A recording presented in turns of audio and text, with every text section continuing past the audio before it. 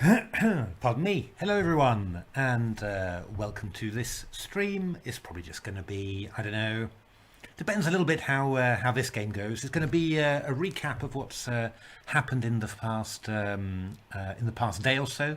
Been lots of exciting stuff, and also, well, obviously, if this game gets exciting, then we are going to, yeah, I mean, we're going to. Have a look at that one. So, okay, let's have a look at what happened in the past day.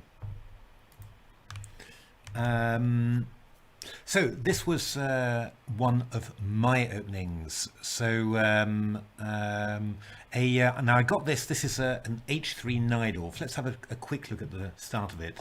E4 C5, knight F3 D6, D4 takes. Knight d4, knight f6, knight c3, a6, and h3. And there's a book by, I believe it's S.P.S. Sethuraman, an Indian Grandmaster. Quite a good book on the 6h3 Najdorf. And I got a number of ideas for that. I want to have a Najdorf, but it's not easy to find lines. Jeroen's done a great job of exploring bishop e2. So I just wanted to have a slightly different variation, and h3 looked interesting. So knight c6, g4, h6.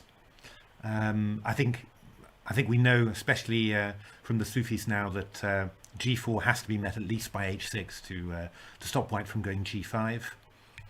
Bishop e3, e6, f4, and then queen c7, which was not meant to be one of the best moves. And now, yeah, it was up to the engines to find their way here.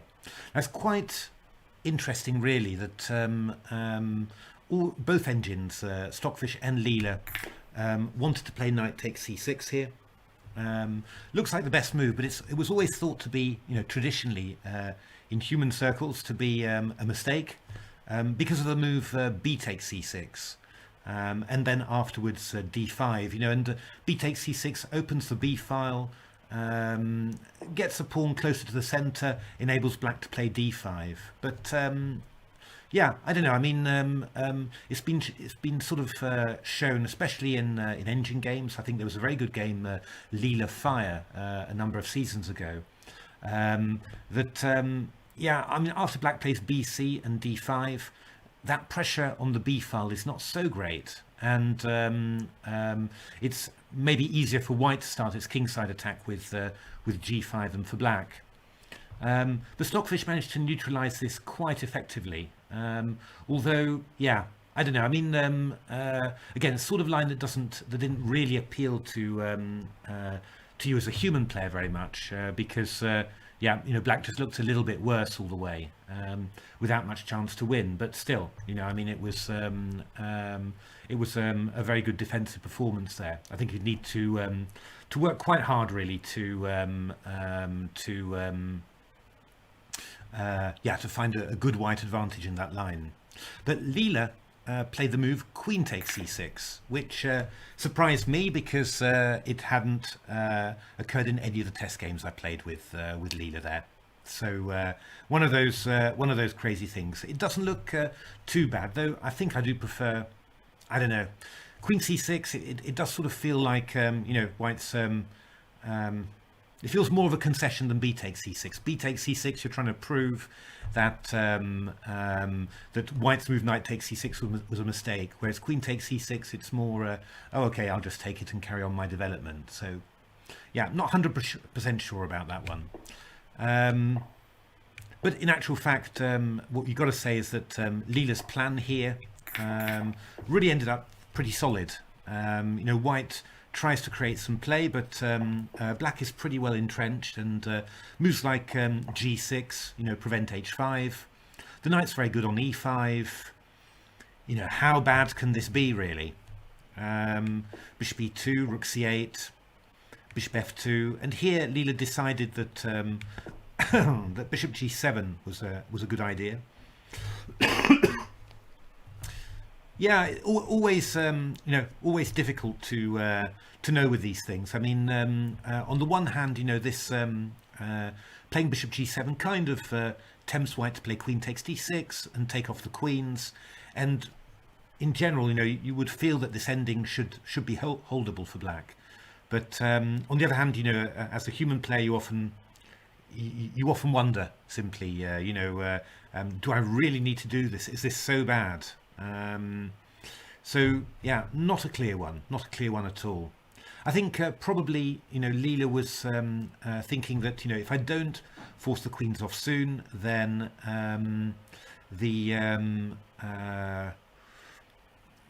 where am I going to put my king really? It's not really going to be safe on the king side.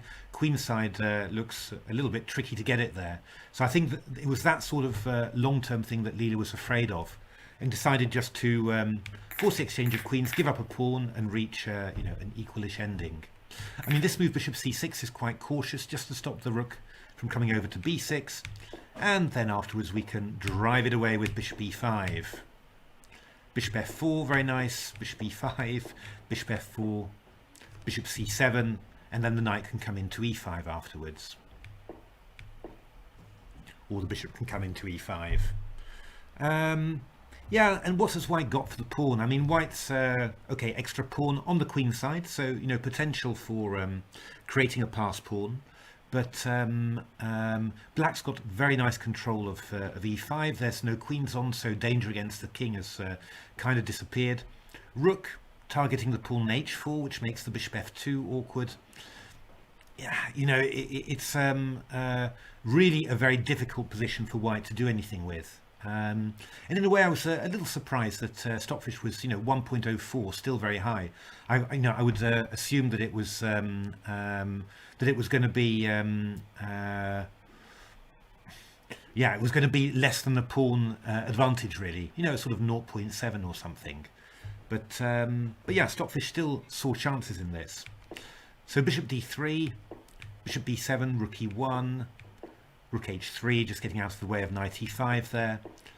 Rook f1. I mean, yeah, these sort of moves, a little bit hard to see precisely what they're doing, but they're certainly not ruining anything at all. And here, Leela castled. Yeah, that's an interesting decision. I mean, on e7, the king's not 100% safe. I mean, there's always, thoughts of that bishop c5 check could come, and so it'll, tie down this rook to c8. And in all fairness, I mean, it doesn't look like it's so risky now. But, on the other hand, you had your pressure against h4. That was actually restricting white's play. When you castle, you lose that. So, I mean, I don't know whether Leela was thinking that it could play a quick f5 maybe, or f6, or generate play against the bishop on d3 very quickly. I'm not sure. But bishop d4 was played. And yeah, I mean, this was a very good move in actual fact, because I think that yeah, this knight really, I think that black was looking to go rook d8 and really start pressuring the bishop on d3, and somehow playing bishop d4, well, that removes it, and then now white gets to make use of the fact that the rook's no longer on h8 to play h5. The surprising thing is that this is so dangerous. I mean, it is quite surprising that the white gets quite as much play as it does, but it really does. So he takes h5, rook h5. I mean, I think the amazing thing is the number of tactics that you're getting here. So g6, for example, is the first one. So the bishop goes back to g7. And then knight e2, and yeah, I mean, if you wait long enough, I mean, this knight's going to come in f4 to h5 to f6. It's quite a threat. So rook c5, rook g1, everything protected. A5 and rook h4, and yeah, I mean, we've got various ideas. I mean, knight f4 followed by g6, knight f4 followed by knight h5, and it's kind of a question, really. You'd expect somehow that with a bishop on g7 and some play down here that black could do something, but yeah, I don't know. Doesn't seem ever to materialize, which is strange, but I guess the Stockfish way. And this move rook e5 feels really strange. I mean, that really feels like it's not really going to do the business. but this move G6 was definitely coming in with some problems, for black. I mean, G6 takes. We've maybe even got a knight F4 at times, hitting E6 and G6. It's strange, really, because if you ask me just intuitively, I'd say, this is fine for black. Two bishops. It's always compensation for a pawn in these positions, but it's not. Rook E5 is a little bit odd, and B4 wasn't expected by Leela, but I think another very strong move. It feels very risky, to a human again, to weaken this A file when you've got the bishop on G7, but this rook is actually completely trapped. And if the rook moves over to A8, we've got moves like C3, for example, just cutting off the bishop, and then the king can move up, and this rook is just really trapped. So somehow this move really got Leela, I think.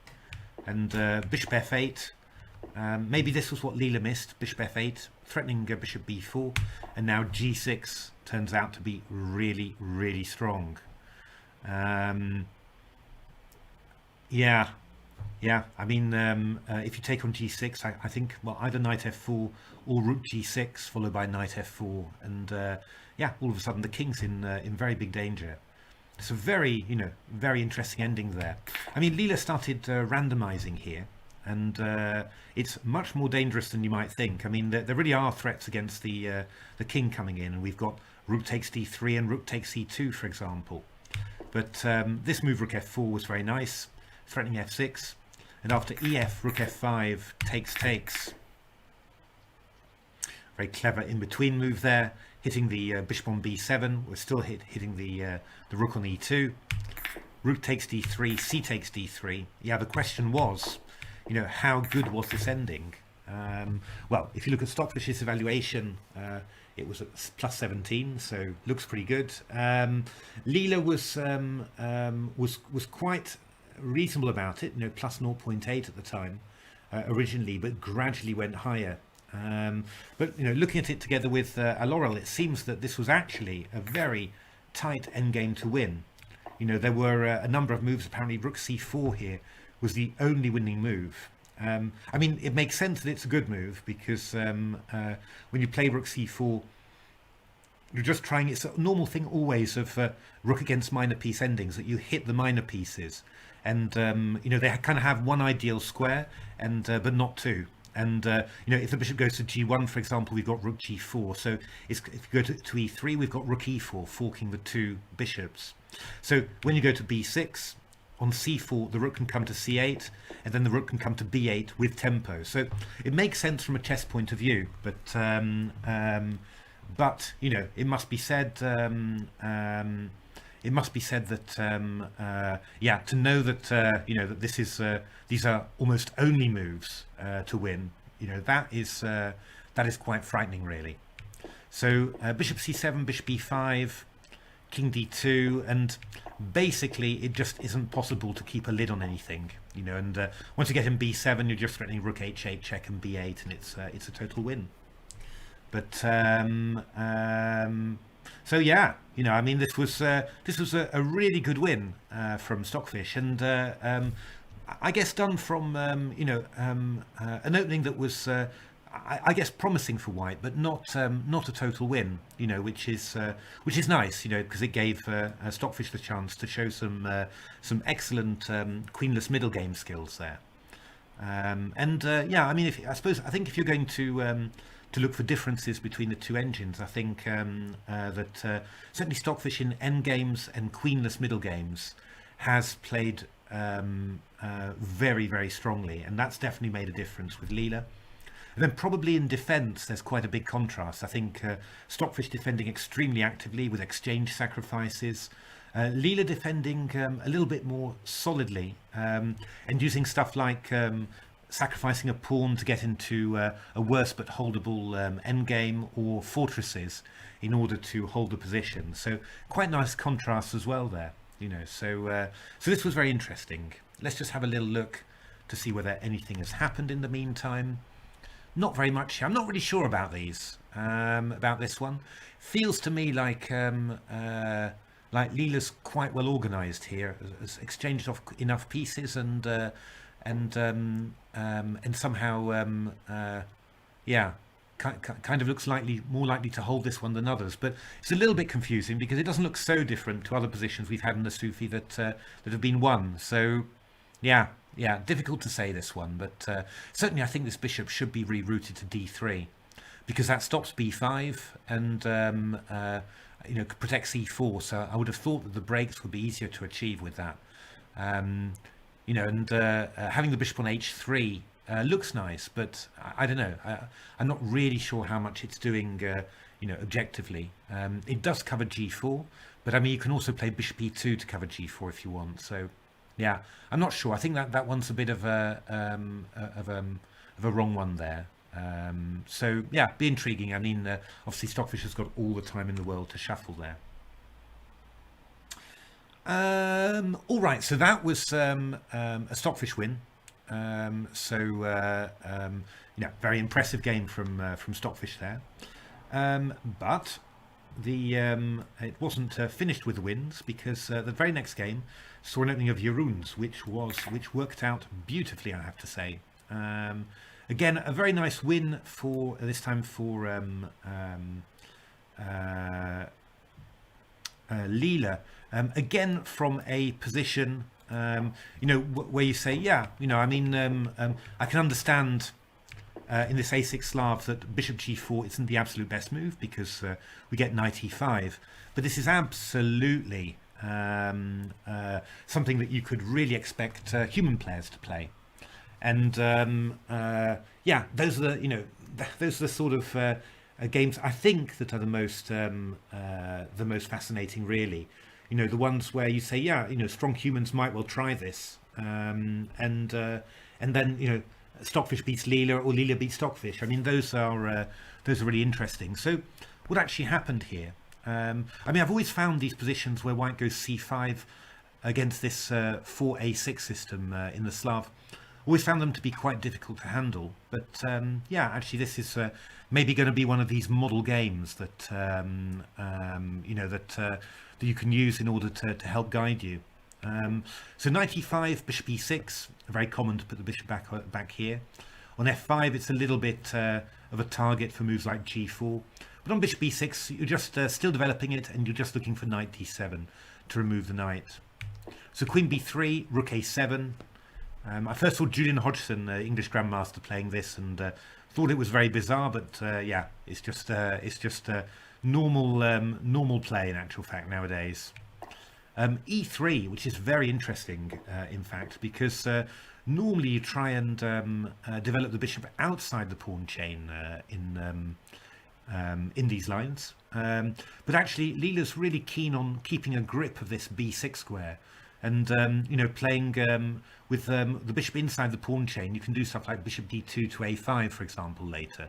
So this is actually quite a non-standard decision, this one. Quite interesting.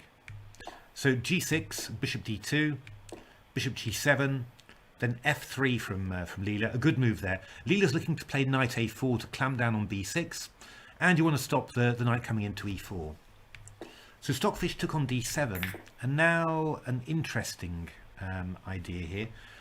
Or interesting moment.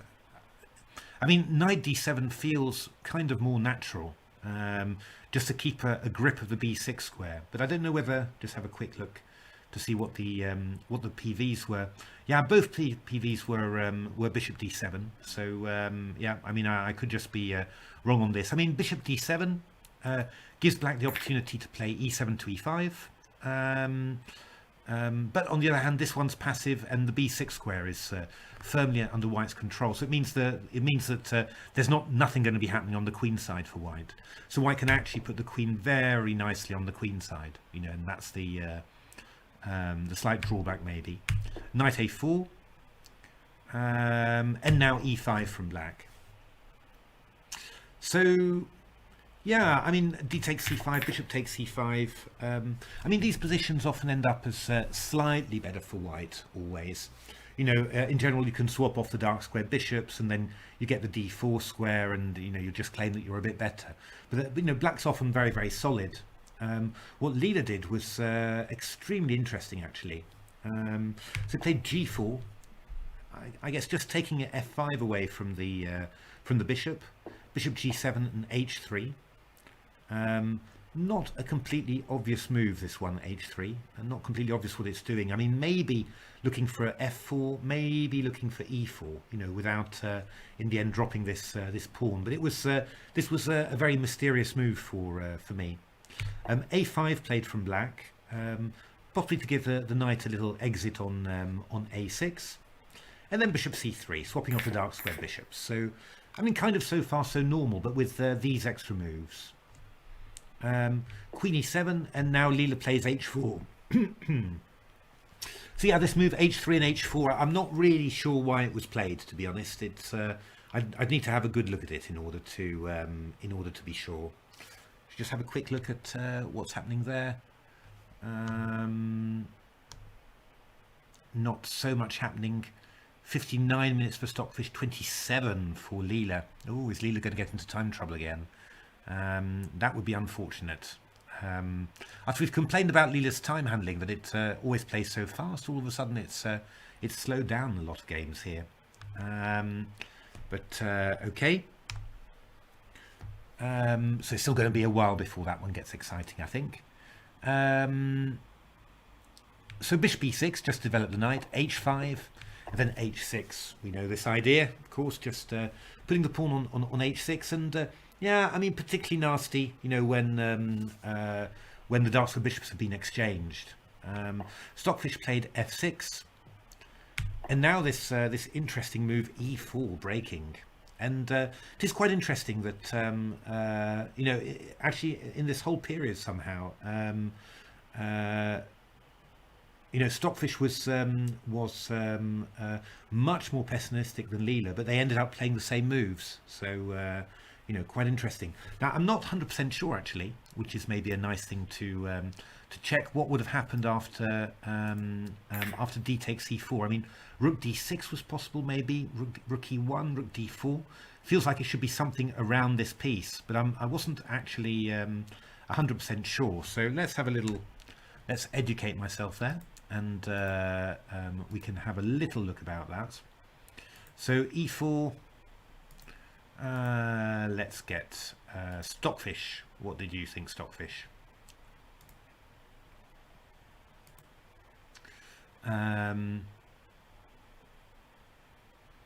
Yeah, not so obvious there, but looking at d takes c4. Let's have a look. Lock the engine. No, we'll go d takes c4. And then lock the engine on that one. So, I mean, just looking at going rook e1, bishop d5, fe, rook e8 and g5. So, yeah, this is quite an interesting one, really. This one definitely I'd thought of, just to play g5, open up the long diagonal. I guess it's going to get combined with moves like bishop h3 and knight b6, you know, distracting the knight away from the protection of f6. It looks like simply, I think it's a couple of things, isn't it, really? We've got the weakness on g7, and the fact that this bishop is a little bit sort of squares. I mean, f7 would be the most comfortable square for it. But then, of course, that would probably allow a queen g7 mate later. So very, very interesting. I'll let Stockfish run a little bit more on that one, you know, just to see what it thinks. But yeah, that does seem to be the problem, really. You know, just lining up on the bishop and running this one short of squares, then playing g5 and having bishop h3, knight b6. Very nice idea, actually. Quite unusual, to be honest. It's not a move where I sort of think, you know, oh, e4 straight away, that must be a, you know, very big advantage. Absolutely not. But I think this combination of the pawn and then the fact that this bishop is kind of short of good squares, really, you know, that seems to be the key enabler for this. So rook a8 takes, king b1. Yeah, I mean, what is this position? G5 from Stockfish, just to stop the knight getting chased away with f4 or undermined with g5. knight b6. I was wondering a little bit about this position because this knight on b6 feels like it's really quite offside. If I've got my knight on d4, then fine. But this knight on b6, where's it going? c4? Where? And it's only pointing to a8 or c8 really. So I was a little bit wondering about, how good could this really be? I suppose the main thing is that this pawn is just going. That's the main problem, and it doesn't seem easy for black to really create counterplay. Although, yeah, just intuitively, I'm sort of thinking, oh, you take on a5, I'll take the pawn, maybe move my bishop to g6 or something, and I'll have d4 to d3. I don't feel it should be that bad in actual fact, but Stockfish didn't get anywhere at all. Rook e8, rook h1. Took a very long time on that one, Leela. It seems like it's just incredibly useful to have that rook's pawn defended at certain moments, but I can't tell you the specific reason why that works. Also, yeah, very slow play from Leela. Just a3 gets out of the threat of d4 and makes it easier to capture the pawn on a5 there. Leela was looking at going a4 earlier, but yeah, this seems good.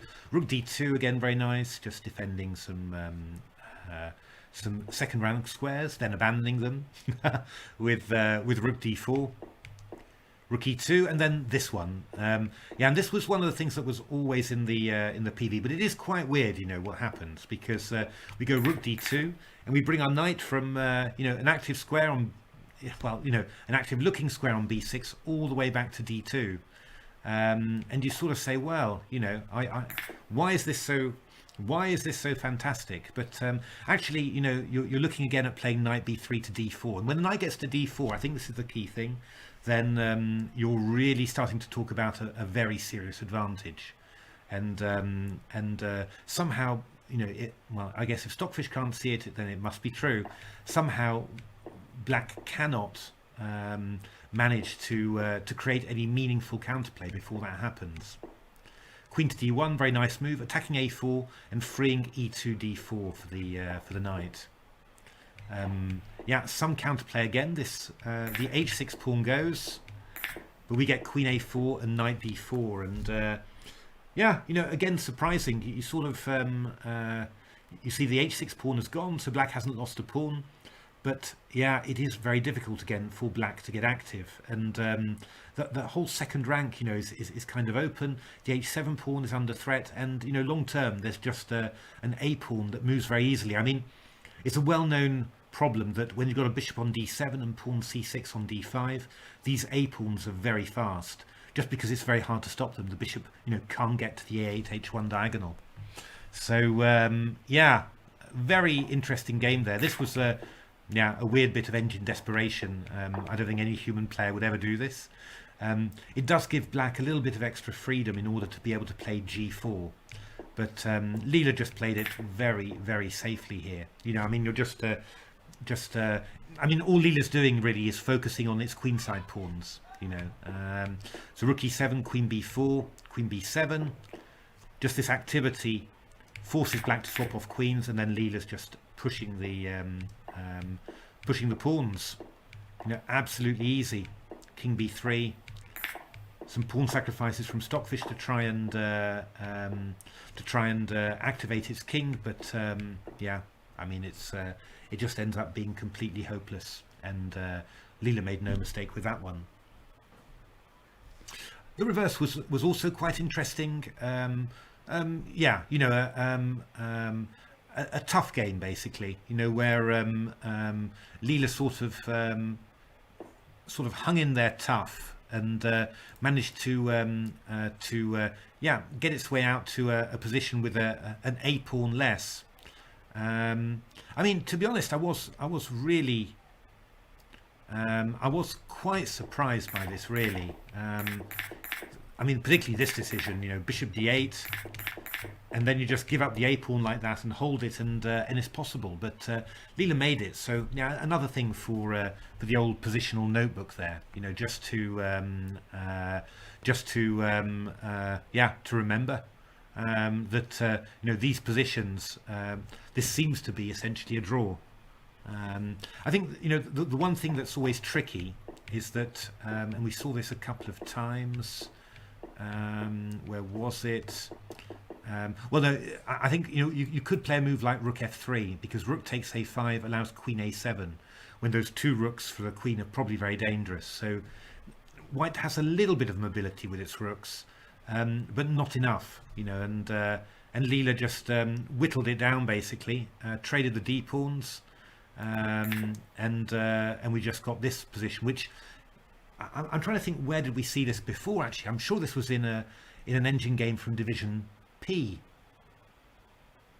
I can't remember where it was, but yeah, I mean, Rook versus Rook would be lost for Black easily, but two Rooks versus Rook with this position is drawn. So another interesting thing to know for endings. Just I mean, essentially, Black just can stop the White King from coming over, easy like this. And then there's no hope whatsoever for White. So after that, we got this, yes, this English symmetrical, this hedgehog system. I can show you a few things about this. So, yeah, so this is, I don't think that we've had many hedgehogs at the TCEC. I got a long time ago, I got an excellent book by the Russian Grandmaster Sergei Shipov, who I believe even helped Kasparov with his preparation, I think, against the hedgehog. And yeah, there were plenty of interesting positions, plenty of interesting, unusual ideas. So I just sort of thought, well, let's see how interesting the engines find this. And I think I tried about 5 or 6 different positions in this line. I mean, yeah, if we do another Sufi book, then I might well try a different hedgehog, because they're all interesting and they all have their own different characteristics. So I mean, the hedgehog really exists when Black plays A6, and obviously the name of the hedgehog derived from the spikes that this pawn, that these pawns on E6, D6, B6, and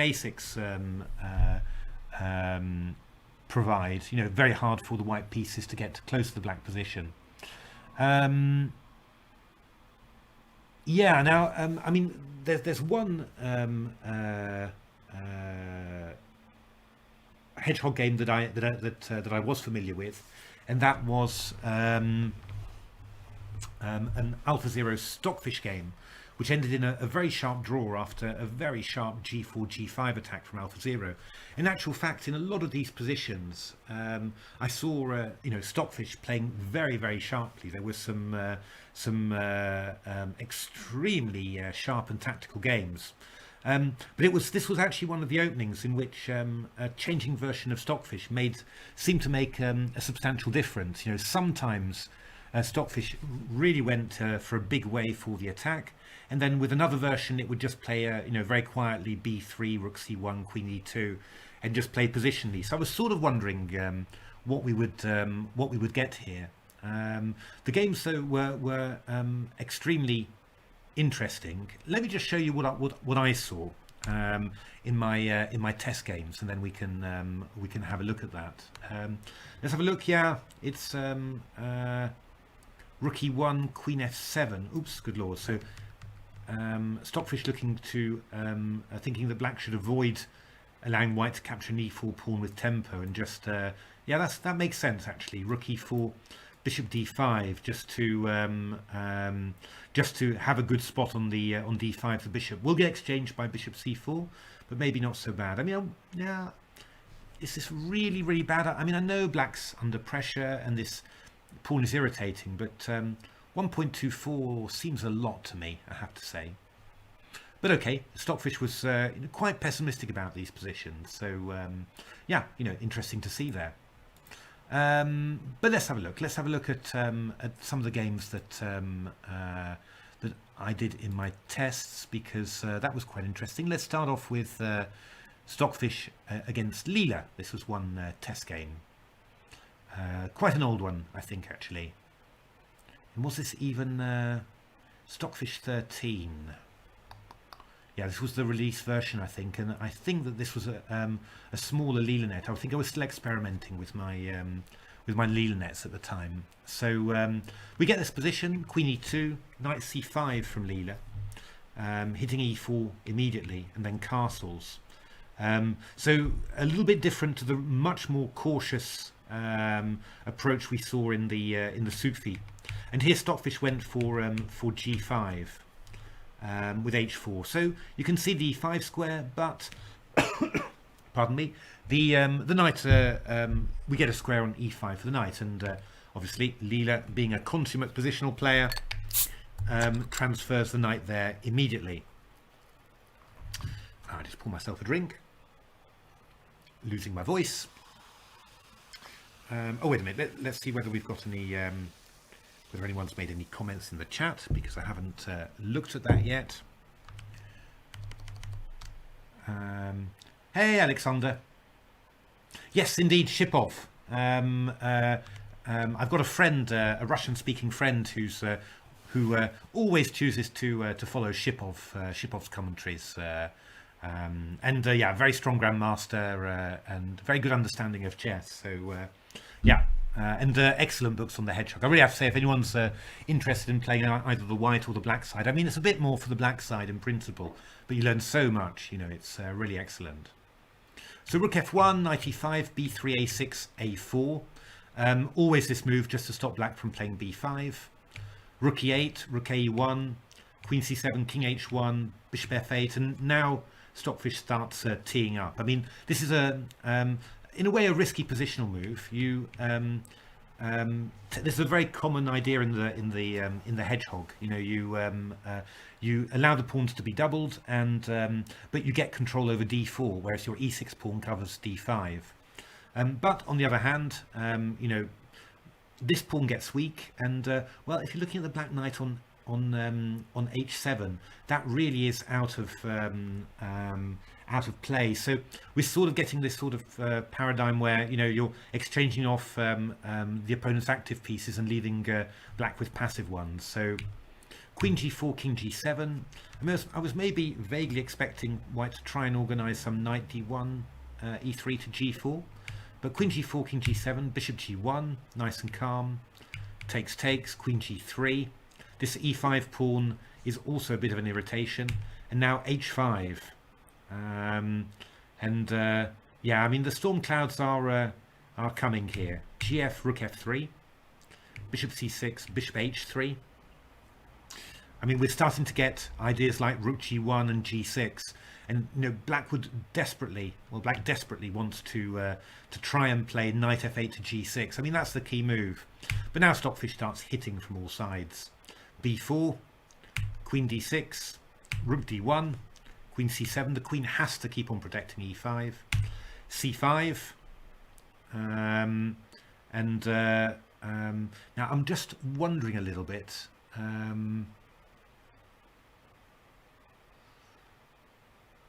Wondering about the precise reason for that. This might work, yeah. Not sure. Yeah, I was just wondering, you know, after beast takes c5, was White's idea to do something like b5 and rook d7, queen d7, queen e5 check, king f8, and bishop e6. But I'm just getting. Sorry, getting a little bit confused. It's always so irritating that you know, that if you put on Stockfish, you'll find it in a couple of seconds. I'm not sure, but these are definite possible ideas. I mean, with black's pieces as they are, a queen landing on e5 could well be worth a rook. But c5, king h8, cb, rook f7, and you know, it really all started to go horrifically wrong for black here. Queen f6. So I mean, that was the Stockfish Leela game that I think one of them that I don't think I've got all of them here, but one of the ones that I played very early on in my testing regime, so with very old versions of Stockfish and Leela.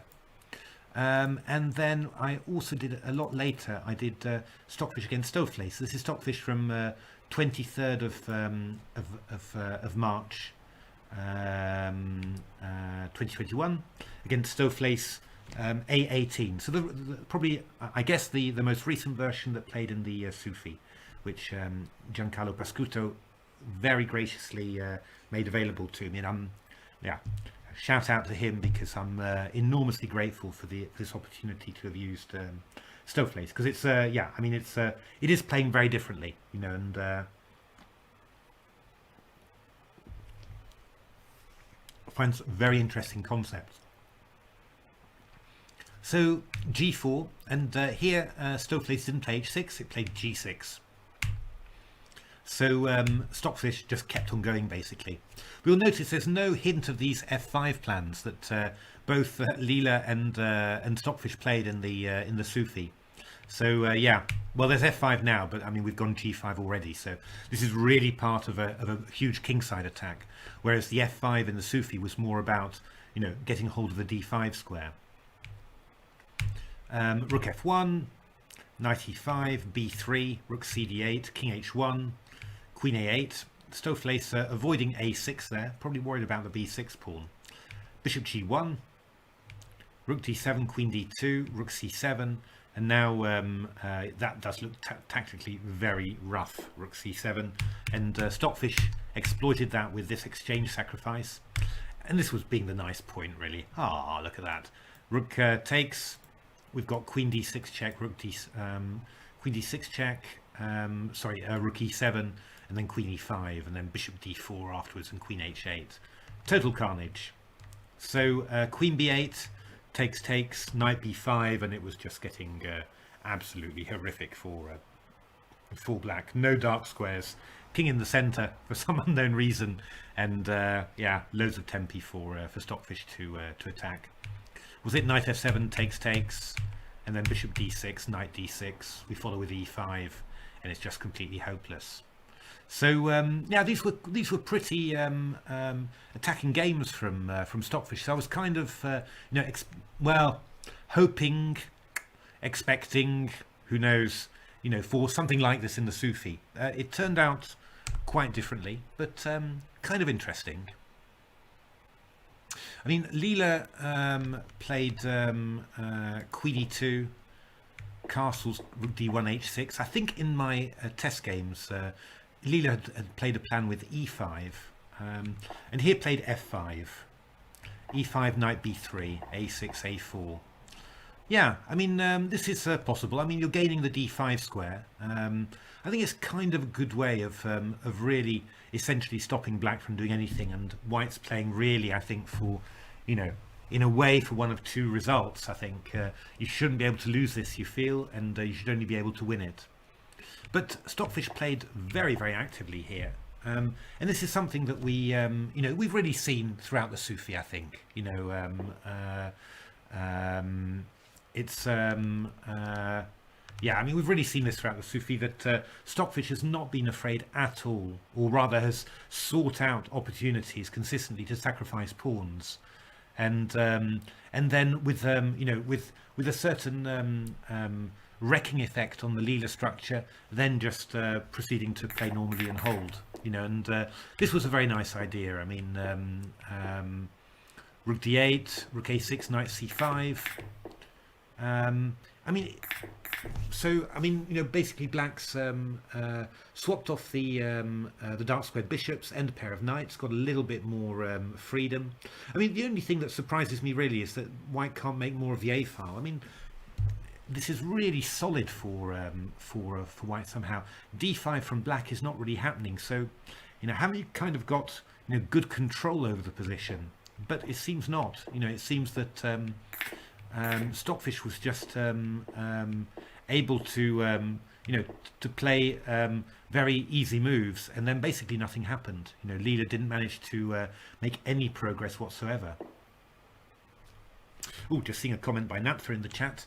Leela thinks it's time for action on the A file, but Stockfish not so much.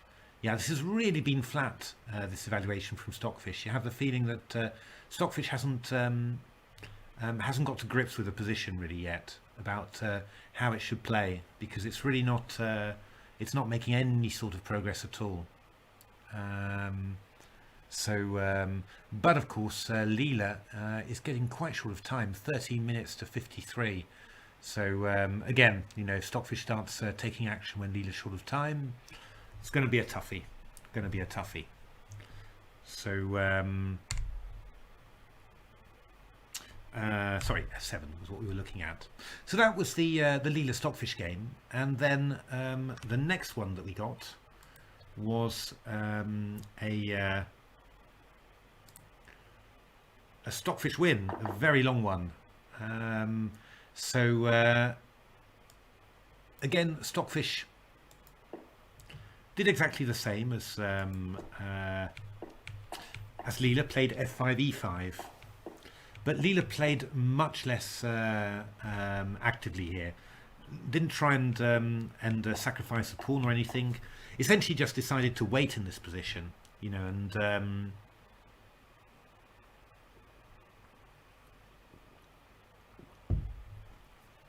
and see what happens.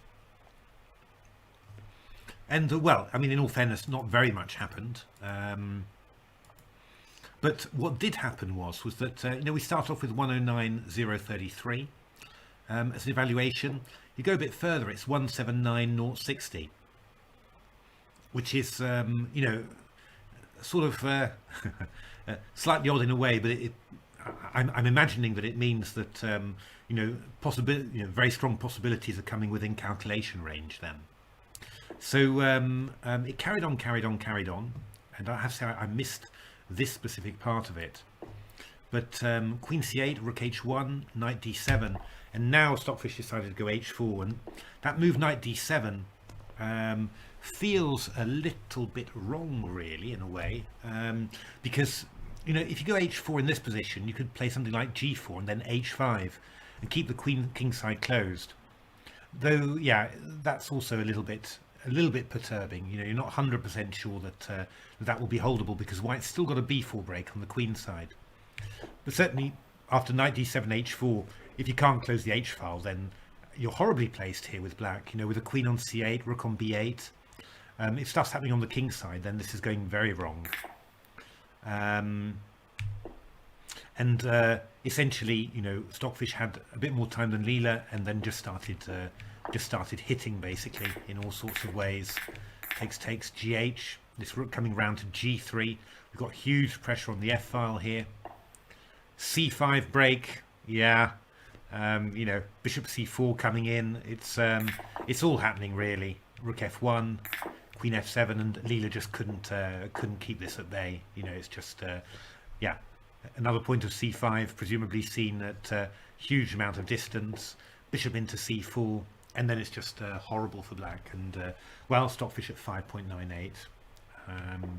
You know, it's pretty much bound to be good. A lovely exchange sacrifice there. Queen takes D6. Look at that! Isn't that beautiful? And Bishop A6 check, and it just ends very, very quickly. And Stockfish won this without any problems. So, yeah, I mean, this was very interesting somehow. I mean, I think that yeah, possibly you could say that Leela was kind of guilty of something that it tended to do in this Sufi, which is just not to defend actively, but to defend by waiting simply. And somehow here, you know, Stockfish's manoeuvring just paid off. And Leela just ended up in a poor position, with a poor position for its pieces, and then the kingside break came. You know, it's yeah, pretty impressive. Much less exciting, of course, than I'd intended. You know, I'd really expected that that we'd get some, I'd hoped that we get some kingside fireworks. You know, with G4, also from Leela as well. You know, but no, it turned out to be you know, pretty solid. But I mean, very interesting both games. I think the Stockfish defense was extremely interesting, and yeah, the fact that this position did turn into a win is also quite intriguing as well. So yeah, then the game before this one was a King's Indian, Samisch, a strange one from Irun. Actually, it's a sort of a Grunfeld transposition. You play this move f3. d5 is back to a Grunfeld. Bishop g7 back to a real King's Indian. This is quite interesting from black. c5, d5. Really just trying to get a King's Indian where you haven't committed your bishop on g7, so you can exchange it off on h6. I don't really like, those sort of things very much, where you exchange off the dark squared bishop in a King's Indian. But this was an incredible sequence where, and I mean, Leela did this in its black game as well. I mean, you play h4 when you're thinking of going h5, and you sort of say, well, at least I got my knight on f6, which is stopping h5, and then Stockfish just goes knight g8, and the idea behind it is even more incredible. So takes knight f6, and then h5, and then bishop h6, and here it makes some kind of sense because you've got some files for counterplay there, and the h5 pawn is holding back the g2 pawn. And actually, well, this was quite strange play in a way, really wasting a lot of time. But yeah, I mean, actually, Stockfish really held this with minimal difficulty. By the time you get to this stage, you're really thinking, yeah, Black's doing absolutely fine here. Really no problems. I mean, we've got this. We're going to go f6. We're going to bring this knight f7 to d6. You could even imagine Black being worse in a weaker player versus stronger player scenario. So pretty impressive, and Stockfish drew that without any particular problem. And now we're back into the second one of the same opening.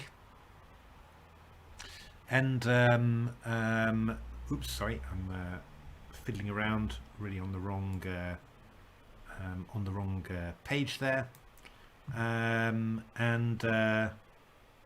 No, sorry, I'm on the wrong page here. Aha. Yeah, I mean, Leela did the same actually after h4 played knight g8, but Stockfish didn't go h5. It's just so knight bc3, Leela went h5, and then Stockfish went knight g1, which was kind of yeah, I guess knight g8, knight g1. Jeroen said they're showing me, Stockfish and Leela, showing me what they think of my book. So yeah, of course, I guess reasonably logical that the knight would go to h3 g5, but still, yeah, very very odd there. Ah, Mr. Beeves has faith in Leela. There we are. So the faith button is working for Mr. Beeves today. So passing the faith test indeed. So but basically, the dark square bishops have been exchanged, the light square bishop for a knight, and we are basically in this situation where yeah, essentially not very much has changed really, but Leela is burning time.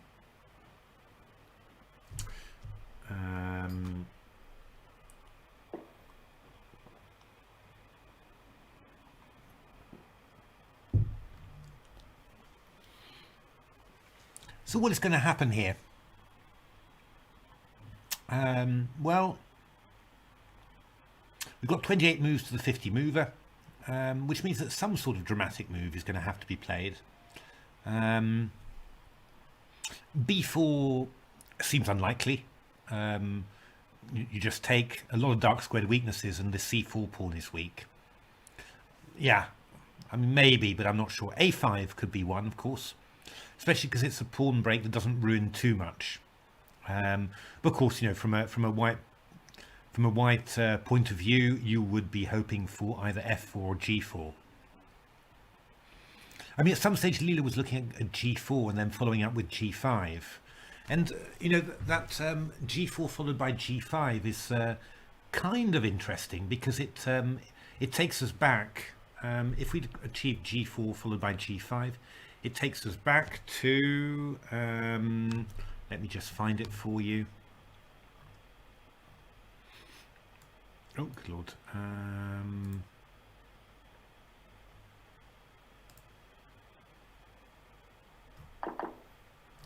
It takes us back to this game.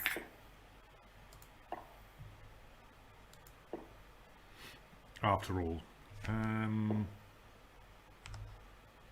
Yeah, it takes us back to this game if we got this g4 to g5.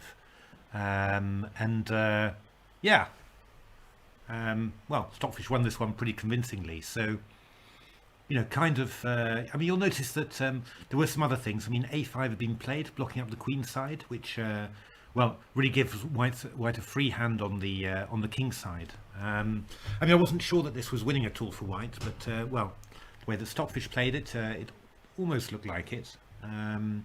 But yeah, I mean, so playing g4 to g5, you know, feels like it's kind of getting into that sort of same structure. The only difference being that white has an exchange off the light square bishops. White's, or rather, the light square bishops are still on there and not on there anymore in this game.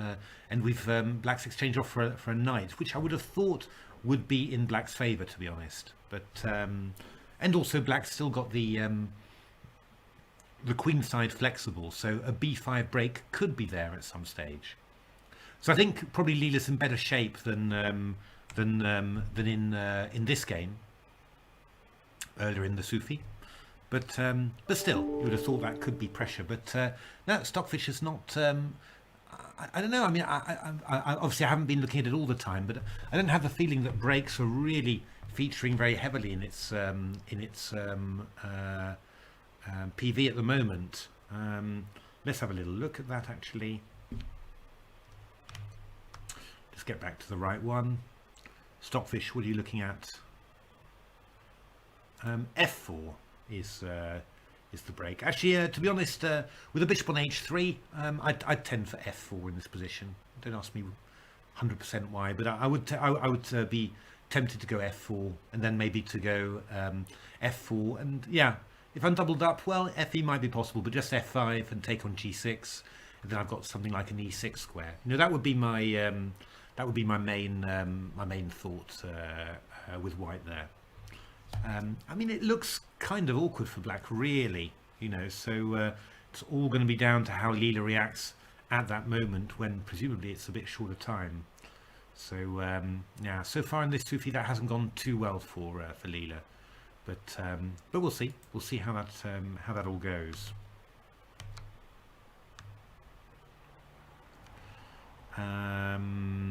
So yeah, Stockfish thinking here, but really, I mean, if you look at the PV here, Mr. Beads has faith in me. Even this is a day of faith for Mr. Beads. So thank you, Mr. Beads. I will try and repay that in some way.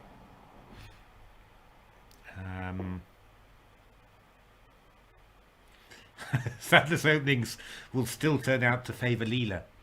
Yeah, because at the moment, I guess that my openings are kind of more. They've been more to Stockfish's. Well, have they been to Stockfish's taste? I mean, it hasn't really been so far. I think that. Yeah, I'm not sure. I don't think that my openings have really given you know, Stockfish a huge advantage and Leela no advantage whatsoever. It's just that I mean, actually, Stockfish has just had a few of these endgame wins somehow. And there was that one. Yeah, I mean, the one strange one was the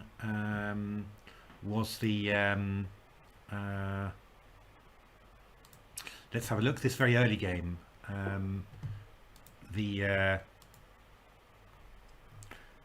this game where Leela played b4, but to be honest, yeah, you know, I mean, this was really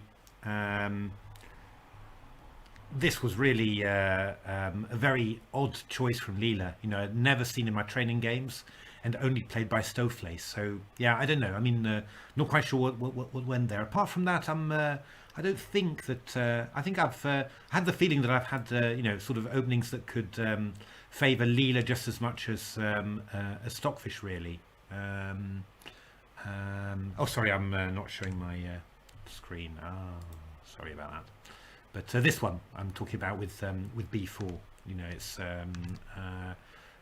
this is a strange one. But apart from that, yeah, apart from that, I sort of have the feeling that.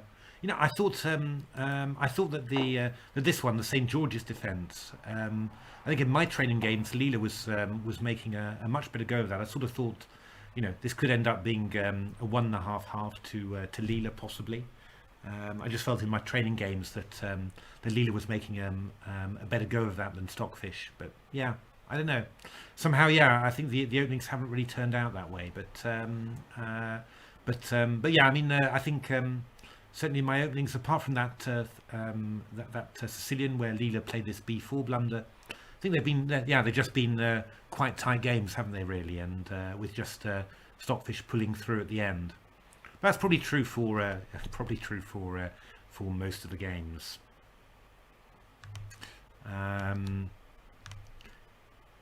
Yeah, I mean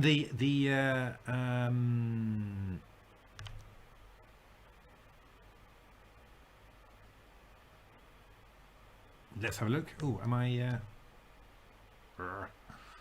I think I'm completely on the wrong window there. Yeah, sorry.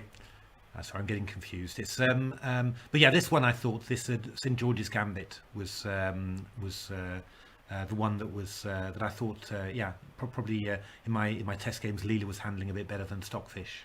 So yeah, difficult to say, but I mean it must be said in all fairness that I think that yeah, Stockfish and Leela have been playing somewhat differently to the test games, not unrecognizably, but the choices that are being made are I mean, funnily enough, the choices that are being made, I'm sometimes even seeing that the choice that Leela made in my test game is being made by Stockfish in the SuperFinal. So yeah, I don't know. I'm going to have to think a little bit about how to do it with these test games, and whether for certain positions you need to not only let Stockfish and Leela decide okay, these are the moves, but maybe also try them out in a couple of extra plausible ones that they could also conceivably choose. It's difficult. It's not clear, not easy, but okay. That's a lot of learning to be done, I think, from this Sufi experience for me. But I think what is clear is that yeah, I mean these evaluations, 0.35 and that sort of thing is yeah, I mean these are very close, and it's really judging whether it's something with potential to increase, or whether it's just going to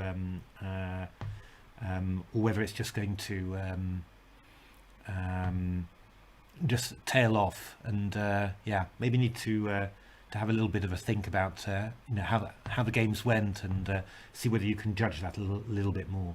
Because I think I do think that the Sufi opening show, both obviously both Jeroen's and mine in different ways, probably, because I think we're choosing quite different openings, which is what makes it. Yeah, I think that's definitely a lovely thing. I mean, I'm certainly super happy that did this together with Jeroen, because I think it's a lot better than if if God forbid I'd tried to do all of them on my own, or anything like that. So I think that's absolutely wonderful.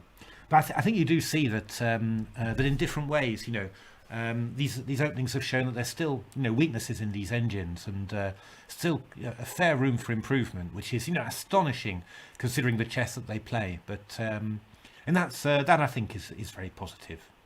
I think I'm very yeah, that's very nice to see, and just the only thing that you obviously you can do, you'd like to always like to try and yeah, maybe get a few more decisive games. But yeah, I mean, there's been there could have been a few extra. I mean, obviously this Fortress in game 34, I think it was, was a very interesting one. The 16G4 that Stockfish missed could have been a point.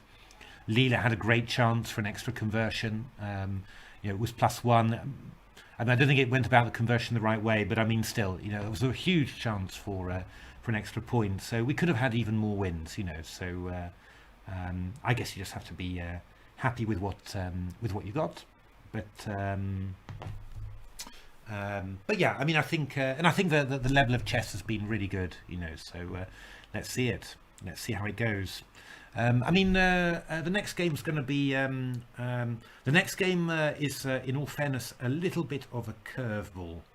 So I have I had a personal reason for choosing it. Yeah, we'll see. It should certainly produce a short, sharp game. Is my feeling. Let me actually let me just check I've got the right one, because that would be that'll be quite painful if I'm making everyone expect something and then it's not that. But let me have a look. Yeah, this is a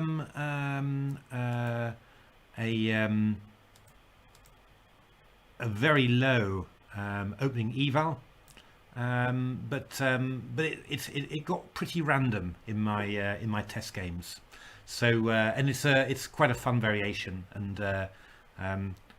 was actually a novelty I'd been sitting on for years, waiting for the right person, and then very recently I saw it published in a book. So so I decided, well, can I still make use of it? And I thought I'd go for it. But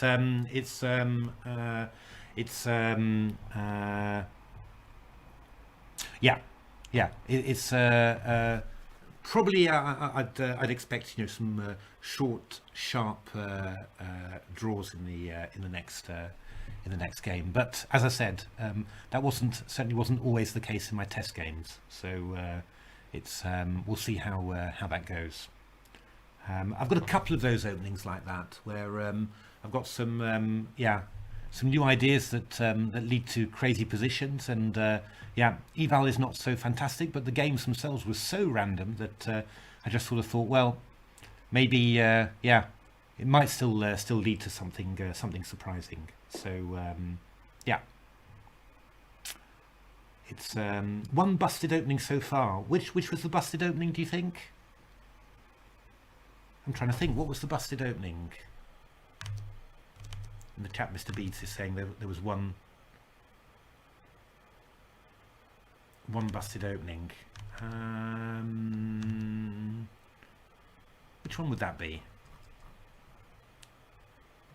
Trying to think. Oh, we're talking about a double. Yeah, of course, one with a double win, aren't we? So that was the the English opening. That's right. This yeah, okay. It was. Let me put that on. So this is the busted opening. Yeah, this I can definitely believe. I think this is at engine level. I could believe this is busted. Really, just really not a great King's Indian basically, and too many weaknesses. The engines nowadays, they're really good for that. So, but of course a Kramnik choice. So it's been played in a human game, a high-level human game. So great to see that. It was probably a little bit of a crazy experiment by Kramnik, but good to see the engine showing that it really was not good at all. So but I think that was indeed the only busted one. I think for the rest, they've all been pretty. Yeah, I mean, I think they've given pretty decent chances to black so far to defend properly. So I mean,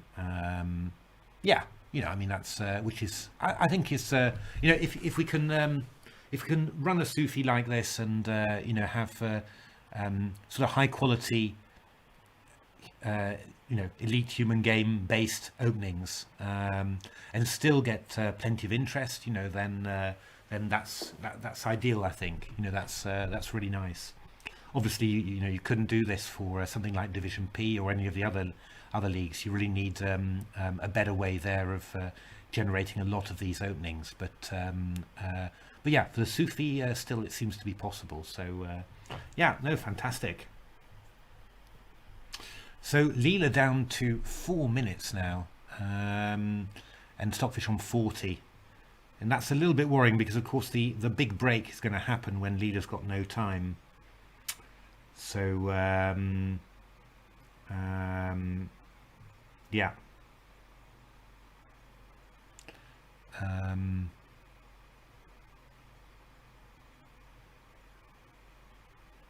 Yeah, a little bit nerve-wracking here. I think we need some good praying from Mr. Beads here for Leela.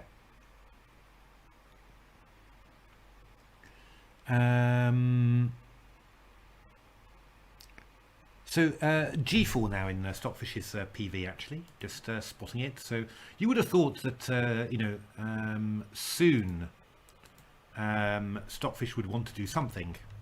I mean, it's only got 19 moves to the 50 move rule. So so what is this PV? Rook there, blah blah. G4, and then waiting forever. Yeah, this could be a long one, really. And then finally on this last move, playing G5. Yeah, I mean, to be honest, I mean, this seems quite... It's funny, really, because in the in that earlier game that Stockfish won, it went for this structure pretty quickly, and here it's taking a very long time about it. I mean, I think it's less good because there's no light squared bishop, and Black's exchange off the light squared bishop for a knight, which I think is definitely favourable. But you would have expected Stockfish to to go for that a little bit more. But it looks like so far G4 and G5 is the thing that's really in the PV. Oh, G5 and then a quick F4. Yeah, I mean, this gets serious, I think. This has a definite chance of getting serious. But what is this PV? Rook F4, Knight D1. Yeah, if you get the Knight to D3, then you're doing great. This queenside counterplay, this is the other thing as well, that Leela's got queenside counterplay. In the earlier game, Leela had played A5 very early. So, yeah, this makes it all a bit more fraught. What's this looking like? Queen C3, I saw. A very late G4, and there it's expecting the exchange of queens. Yeah, this doesn't look so bad for Black, really, you would have thought. The knights are covering very nicely here. Knight F8 covering E6 and G6, the knight covering H5. Does not look so bad in principle, but it is obviously going to be a little bit nerve-wracking here. How about this one? Yeah, I mean, Stockfish still pretty undecided, it seems, about whether to play G4 to G5, whether to play F4 to F5. It's looking at all of them.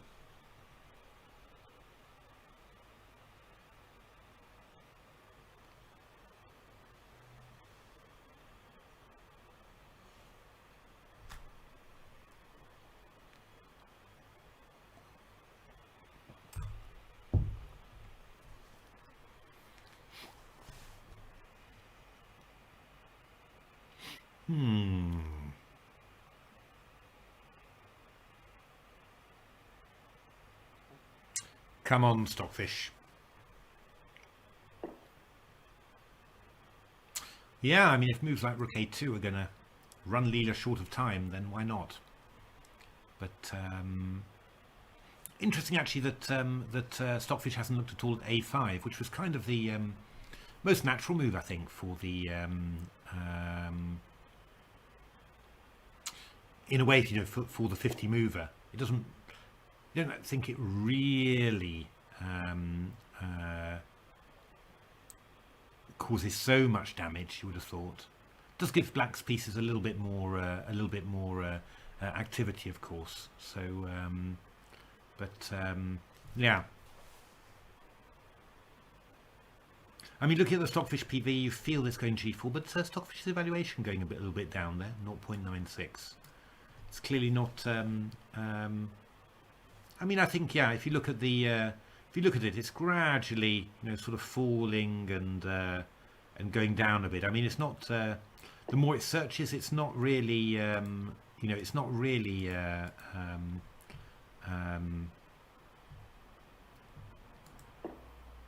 It's not really increasing or anything. So, yeah. I was a little bit worried, but yeah. Sort of thinking that that Leela could well hold this.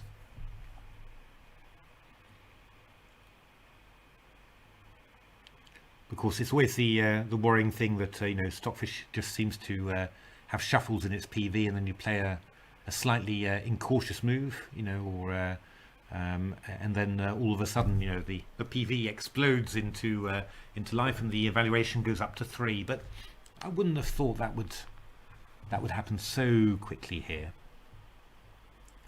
So and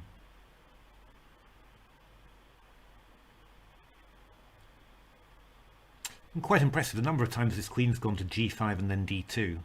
That white's not allowing a threefold repetition. That would be the absolute nightmare in a human game. So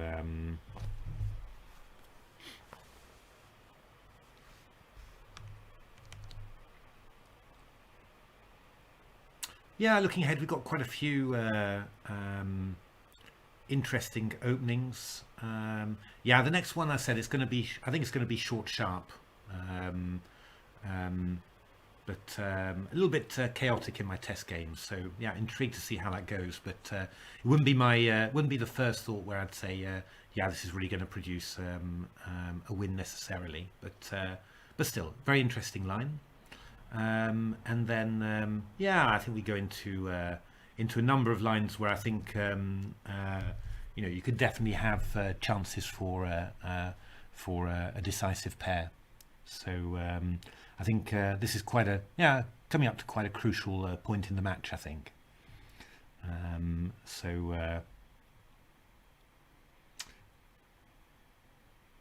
Yeah, and also lots of I think lots of potential in the after the next game pair, lots of potential in the next a few pairs for for both engines to make different choices and do stuff. So yeah, it's going to be interesting. But I think of quite a crucial little period in the match coming up. So that's exciting. I mean, yeah, it's just it is yeah. It does now. The beautiful thing about the Sufi, it does really build up nicely. It's especially when the match is kind of in the balance as it is now. I mean, clearly, Stockfish is a little bit on top, just proving to be just a little bit better over a broader range of positions. But it's not a foregone conclusion. If Leela gets a position that it gets really hold of, then can make Stockfish look inadequate, just like the other way around. So yeah, but it's a bit hard to predict what those positions are for both sides. Actually, they're just surprising in so many ways.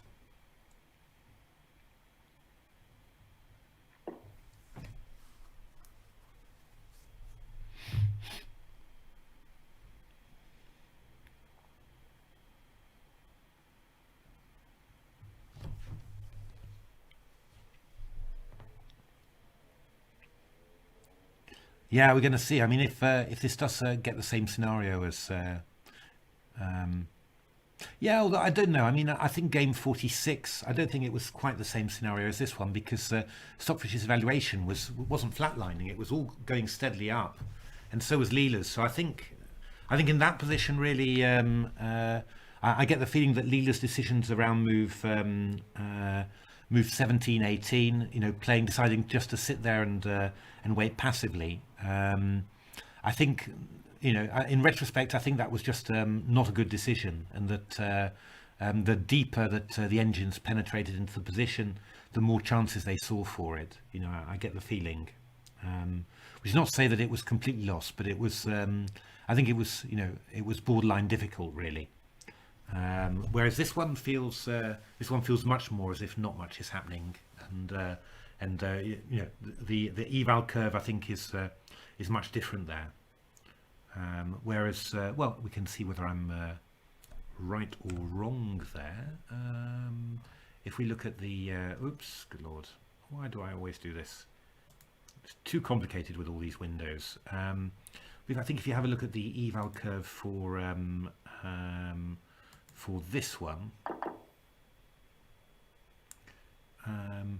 then you can see, it's a steady increase, all the way through, just bit by bit, and you don't really feel that so much happened really.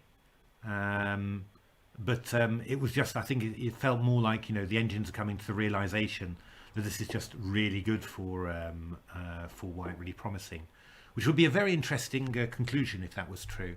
Because I'm pretty sure that in the Shipov books that I talked about, that this F5 line is looked at, and it was and Shipov really said that it it shouldn't be too dangerous. So I'm going to be interested to see this.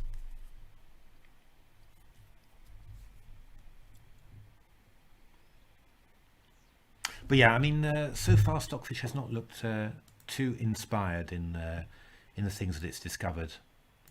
So let's have a look. What's it doing? It keeps on threatening to play f4, and afterwards it goes to g4. Queen h4.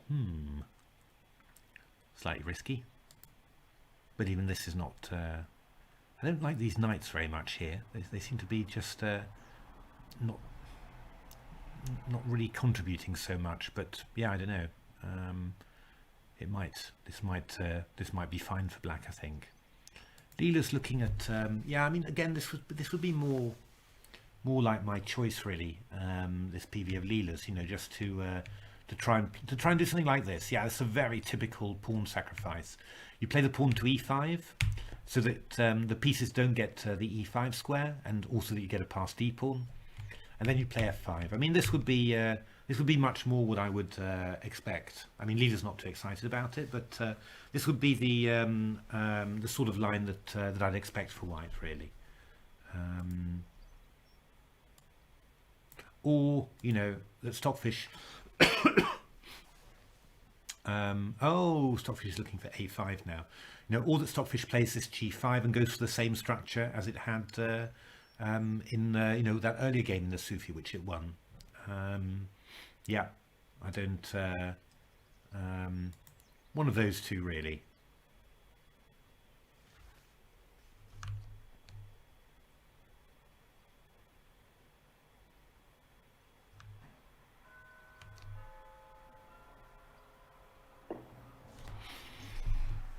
So,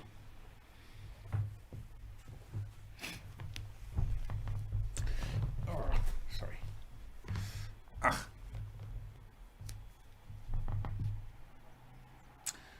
What is happening here?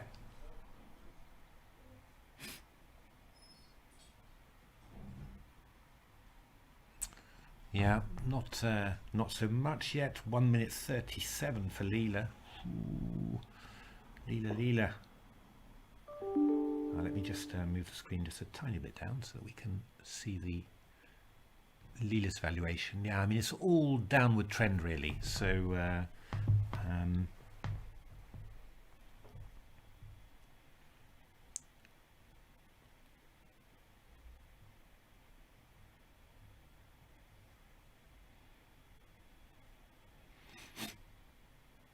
yeah, I mean, really, just sort of say to Leela, keep the rooks like this at the moment, and that'll make a5 very difficult. So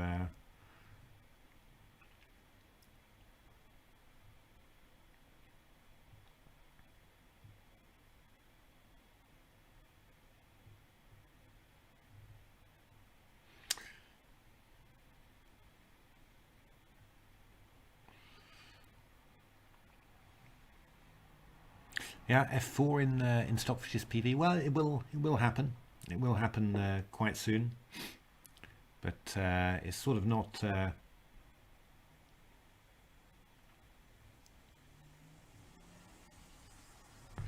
Yeah.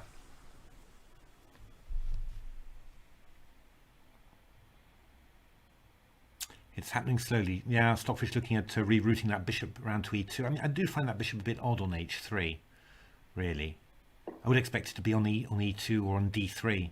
Just simply, especially d3. Just to it holds back b5, helps hold back b5, and it could also leave your knight free. I mean, what I normally do in these structures is to move the knight d1 round to e3. Just to which I think is always an excellent square. Aims for f5, supports g4.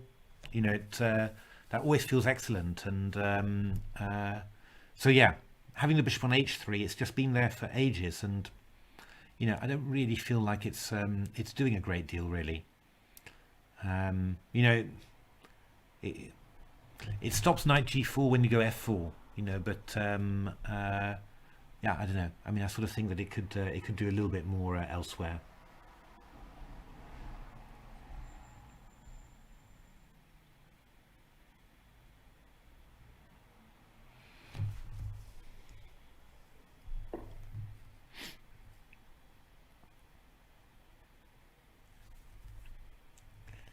Yeah, bishop to e2. But if you look at the PV, then you see that it returns to it returns to h3 very quickly afterwards. So yeah, slightly strange, really. I mean, it's really like Stockfish just cannot decide on a good set of squares for its pieces. It's well, it doesn't like the pieces it's got in this structure somehow. That's what it sort of feels like.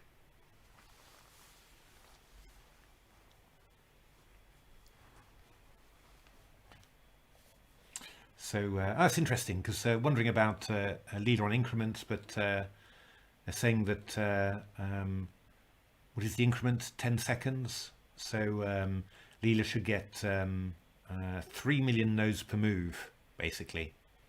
So and that's quite a lot for Leela. So yeah, the increment shouldn't be a particular problem. So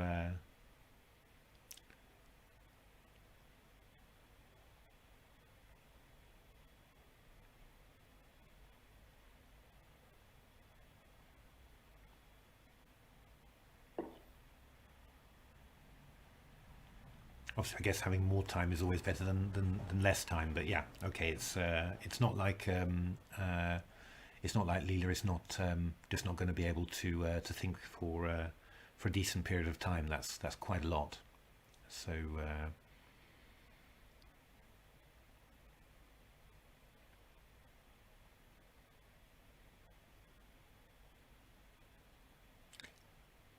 yeah, G4 back in the Stockfish PV. Here we are.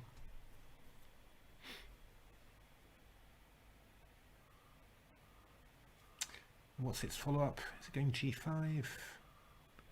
Oops, sorry. Expecting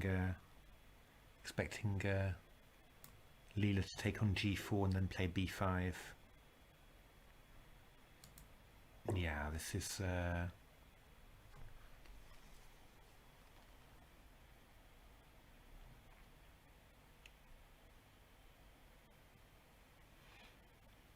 I mean, Leela is really expecting action all the time, but Stockfish just seems completely disinclined to do anything quickly.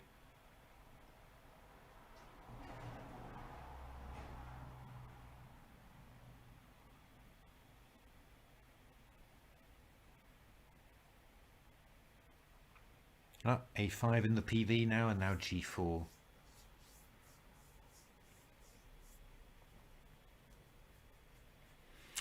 Yeah, quite. Now this is one of those things about engine chess. You do get these periods where they're shuffling, and you're kind of waiting for time trouble, or the 50 move rule for things to start.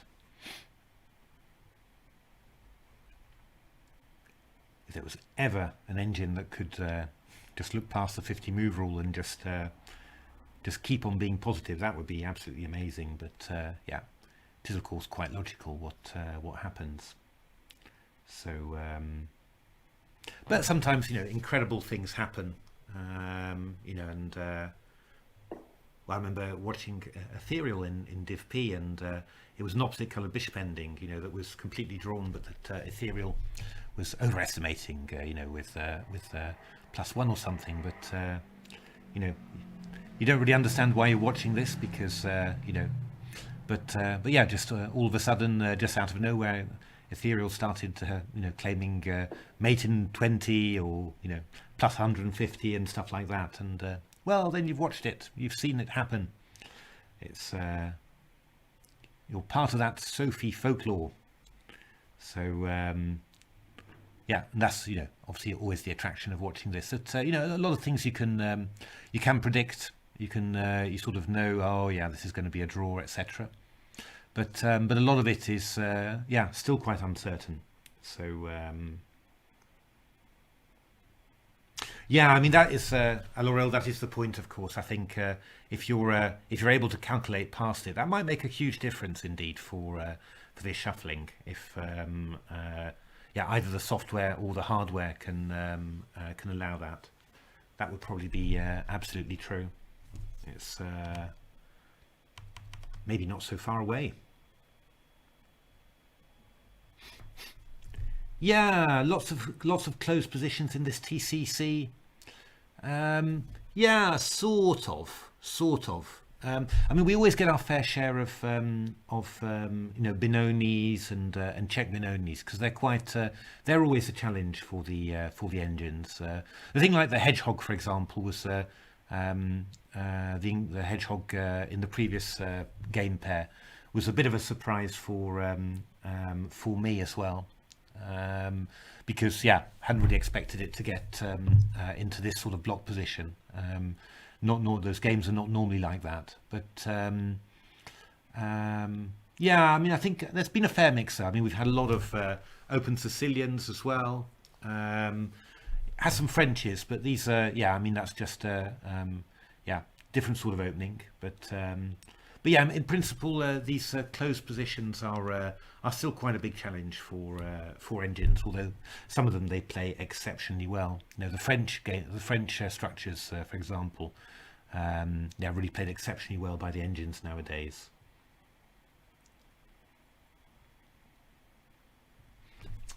Actually, what's the current betting on this game? How excited did people get? Just 84,000. My goodness. No big gambling on there. Well, probably is during work time, really. So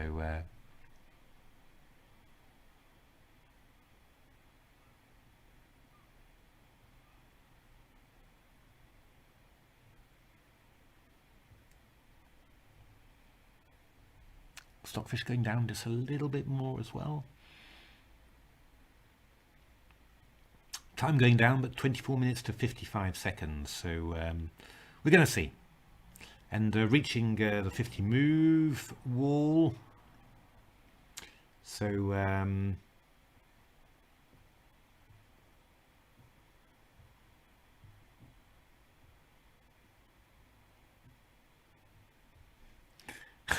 the dreaded last minute, says Dragon Mist, indeed. So we're bound to get some sort of action there. I'll be astounded if we don't get some sort of flurry of tactics somewhere.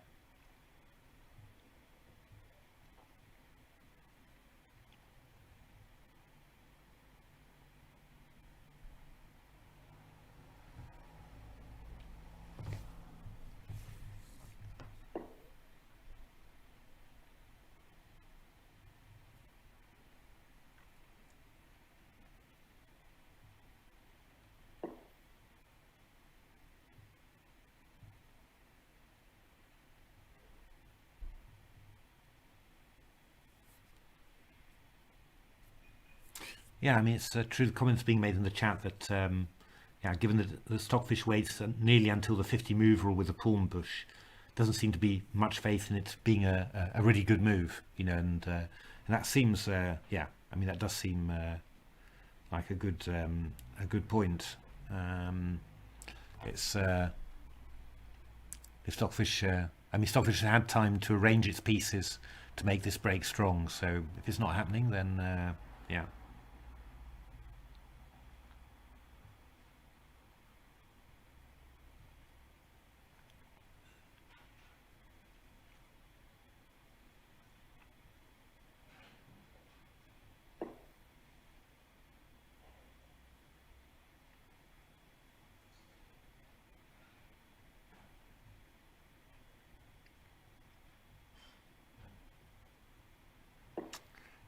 Yeah, Stockfish with F4 in its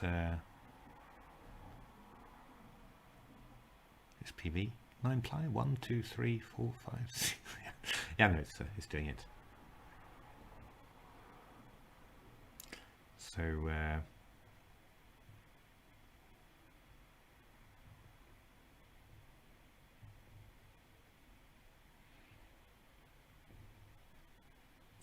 somebody work 1, 2, 3.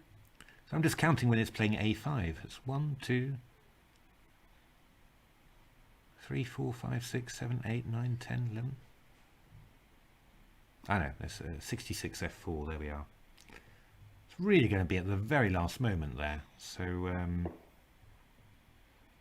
I don't know, I mean, if I was going to play F4, I wouldn't be putting rooks on A3 and B1.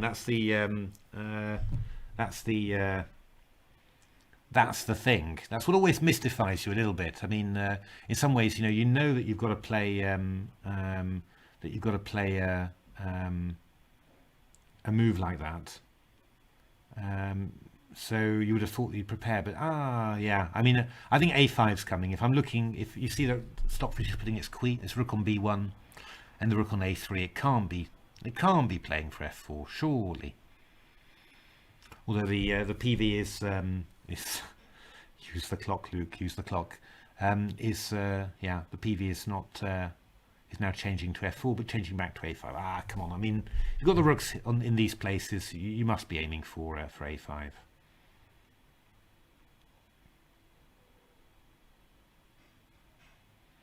Although, yeah, I mean, Leela's expecting A5 as well. Yeah, interesting question. I mean, in principle, A5 is giving black a bit of freedom there. You're just going to you are just going to give black the opportunity to even triple on the b file and attack this b pawn. I mean, you can do some stuff about it. You can move a bishop to d1, for example, to hold it. But you would have thought that this would make any subsequent white play with f4 g4 just a little bit more difficult. Stockfish getting a little bit disgruntled there. 0.91. Keeps on going down just a little bit. So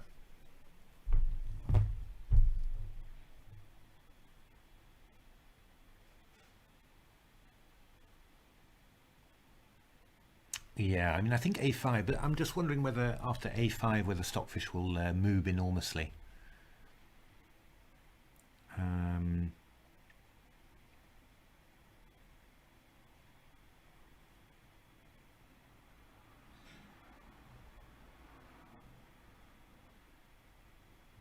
Oh, the comments in chat, if everyone changed their eval graphs to percent mode. Let's put percent mode then. We've had that before actually, haven't we? Oh, good lord. That looks much more dramatic.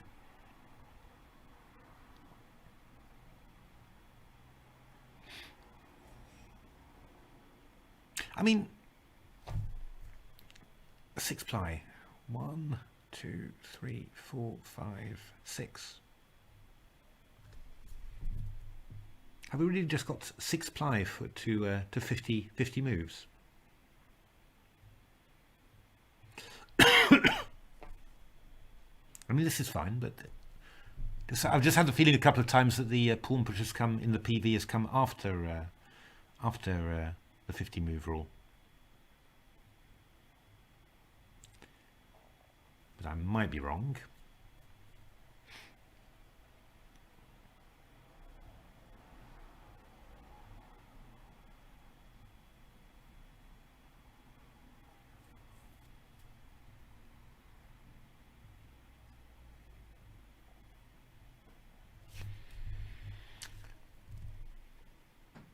Yeah, I mean, you look at these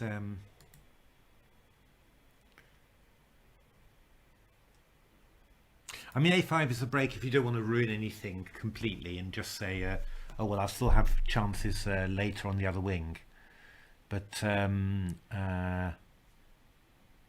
yeah, I mean, it does feel like black's activity kind of increases here, you know, and And if you're going to have to dedicate, pieces to hold b3 afterwards, or hold a4, then yeah, it's going to be a little bit. Oh, Stockfish looking for f4 now, but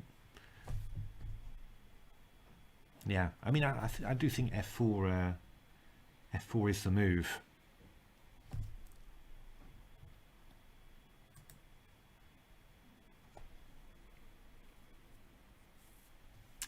It's going to come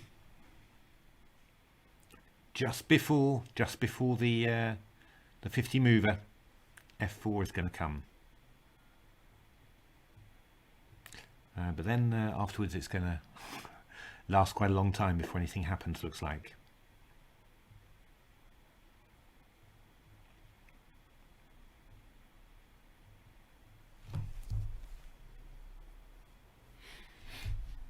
Knight g8 from Leela. Wow. Rook bg8. Wow. Now Stockfish is going to play it. Oh, okay, well that's been quite clever from Leela then. If rook bg8, a5, and rook b8. I mean,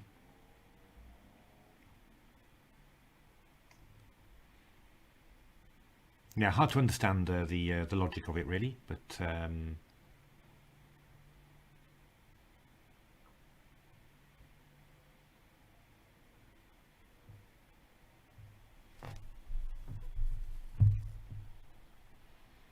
little upward trend from Stockfish, but it doesn't really make much sense because he's going to double up his rooks on the f file and go a5, and then after b takes a5, it's going to bring the rook back to a1. So I don't know how that was better than just going a5 before. So I think this is all a little bit kind of a little bit of confusion.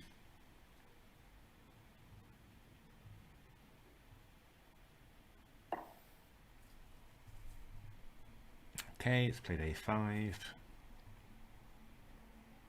I mean, I guess Leela's evaluation will be a little bit more volatile when it's with a little bit less time, I would have thought.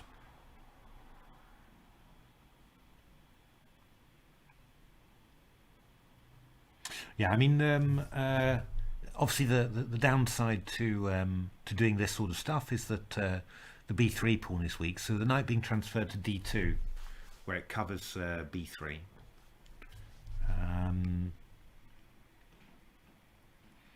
It looks like Stockfish wants to stop black from playing a6 to a5. He's going to try and blockade on a5 with the rook. So yeah, okay. I mean, there's still pressure on the black position, but you would think really that that Leela would hold this. I mean, I would expect Leela to hold this sort of position.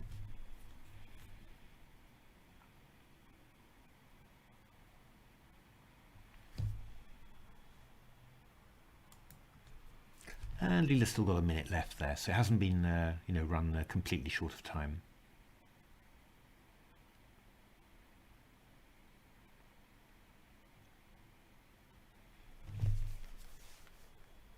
I mean, it looks like essentially Leela's just going to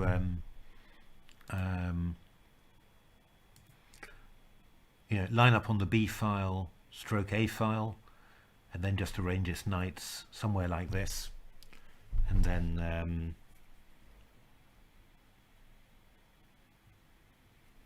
yeah, then we'll see what White can achieve.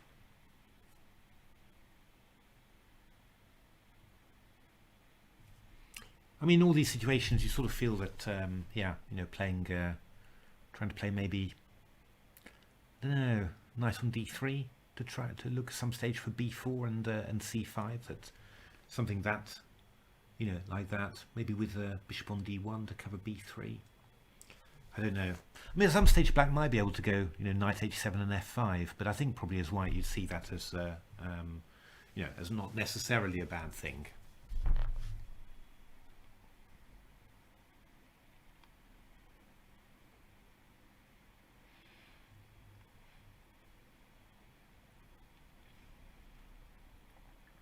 the tension being ratcheted up slowly. It's as always at these moments, I sort of realise that how my mum must have felt watching me in Time Trouble all the time. Have the same feelings with Leela. So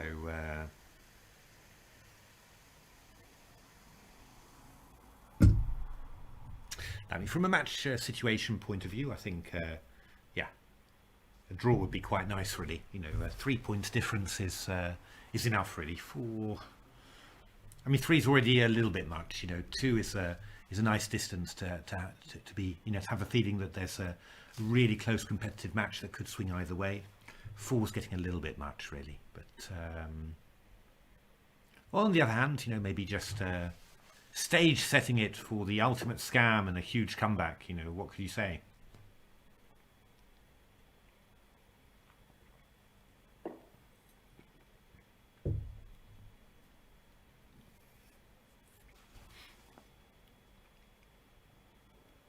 So yeah, Queen C3 will be played just to hold the rook on A5.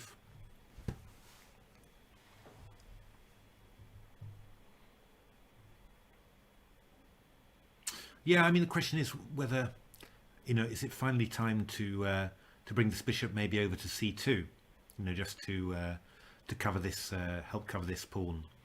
Because knight on D2, I'm not super happy with the knight on D2. I mean, fine for temporary.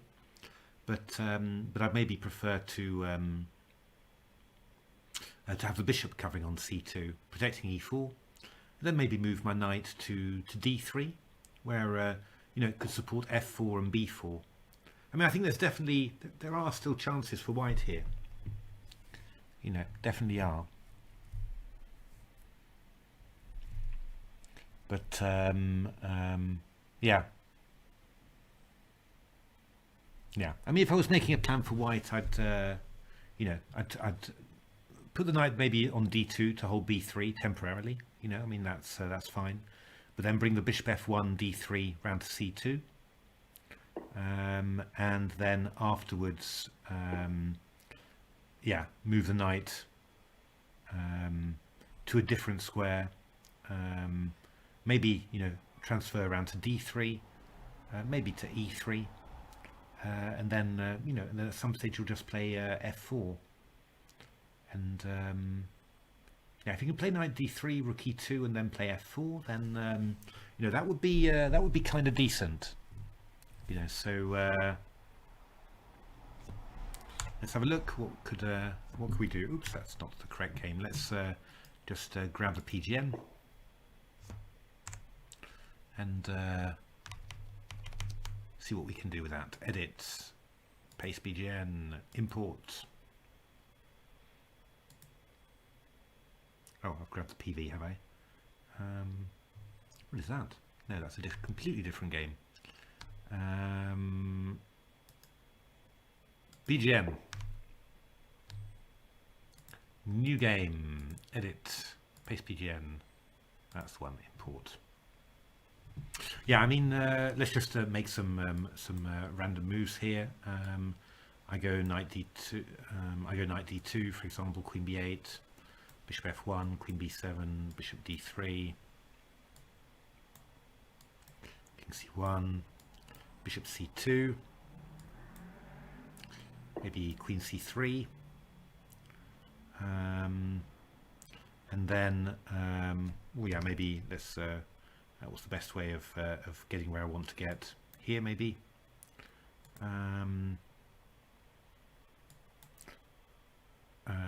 Knight C3. It's a long trip. Knight D1, Knight B2, Knight D3, something like this. And then afterwards, go Queen C3, and then Rook E2.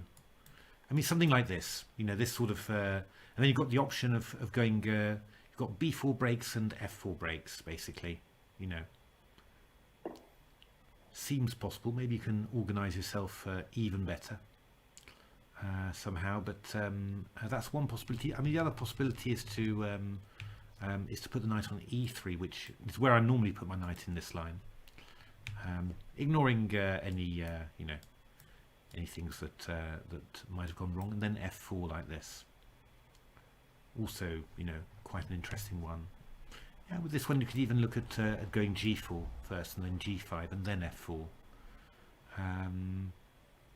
Yeah, I mean, you feel that black should be able to hold all the time. I mean, that is clear, but there's definitely ways in which, you know, for an opponent in time trouble, in a human game, you could make it difficult.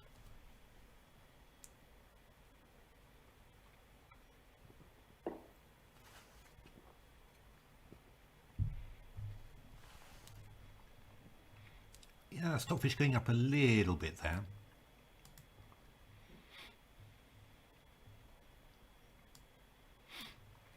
Yes, it's going to be one. It's a very interesting one now. I mean, is it a question of you know, is it going to be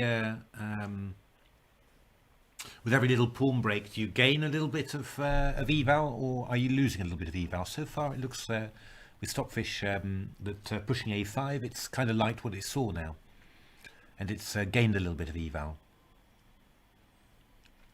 But yeah, I mean, in a way, hard to understand properly, because you know, it's had this chance for I don't know how long, and yeah, it's finally played it, and now it likes its position a bit better. You know, it's a little bit strange. But let me just check any comments. Yes, Unicast, indeed, low time for Leela. Oh, let's have a look. We've got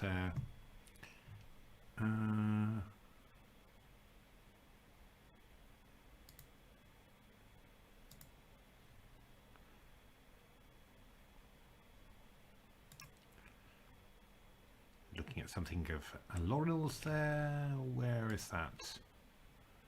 Third, fourth. What went wrong in the third, fourth win for 100? Let's just have a 1, 2, 3.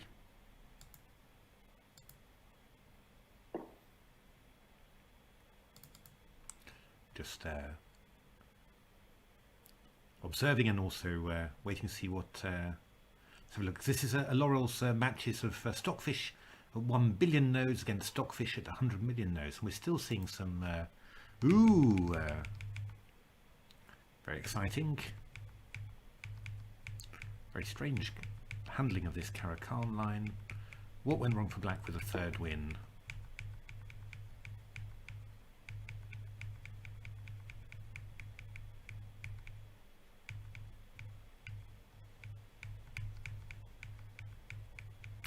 Yeah, that is very hard to say.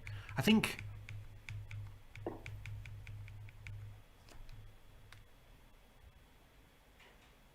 to be honest, this Laurel, this win that you're the third win in the Caro-Kann, it reminds me very much of the Leela's win against Stockfish in the Slav.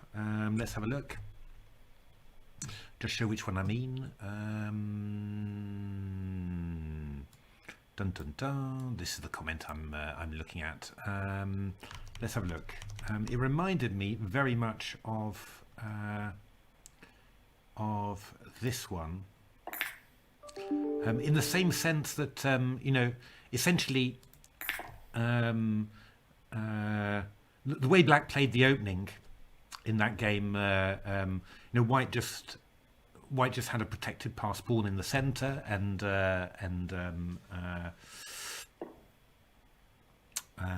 just protected pass pawn in the center, and a bit of an advantage, and then sort of, you know, in this game Leela swapped its h6 pawn for the a pawn, and that was just a massive trade. This one was generally not so useful at some stage, and you know, the black majority, kingside majority, was still held back by the pawn on g4, whereas here white took the pawn on a5, and then the a pawn was free. And that reminds me, that game, Laurel, that you just shared with me there, that that third one, that looks just like that, really. That it was just sort of like a bad strategical situation out of the opening to start with, and then yeah, with things that got traded for each other, it just got worse and worse somehow. So It almost feels like, you know, the opening was all wrong there. And then the fourth win. Just sorry, let's go back to the actual game. Sorry, I'm getting carried away with all sorts of things there. Yeah. So now we're on the A file. Yeah, you're not going to achieve much on the A file, to be honest. I do have to say that.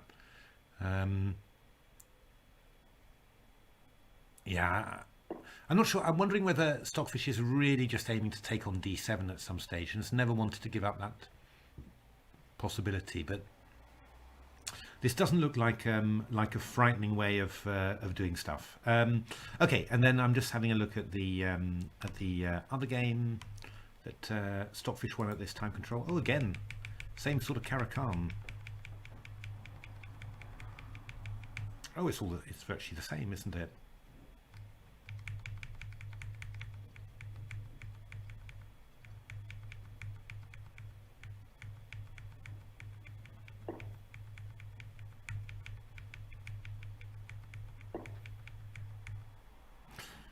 Yeah, I mean, I really think that I mean, just Laurel, the move the moves that Black played 8h6 and 9c5 are supposed to be quite bad for Black, you know, and it just looks somehow like in both those cases, you know, Black just ended up with a bad structure, and then just things got worse and worse. A little bit like that stock. Really, another game very similar again to this Leela-Stockfish game in the semi-Slav that we keep on looking at. It's just every exchange just makes, you know, the bad things in your pawn structure just that little bit worse, and then eventually, you know, it sort of collapses. That's the thing. But yeah, I'm quite intrigued that Stockfish would choose to play the opening in that way. Really, it's really strange.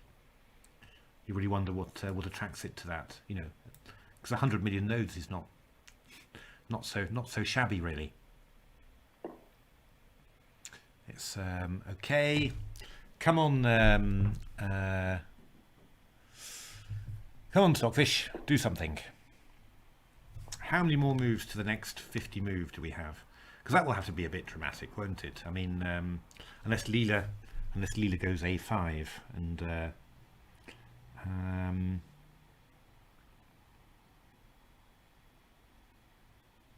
I mean, what is Stockfish planning to do in all this time? It is planning to play F4.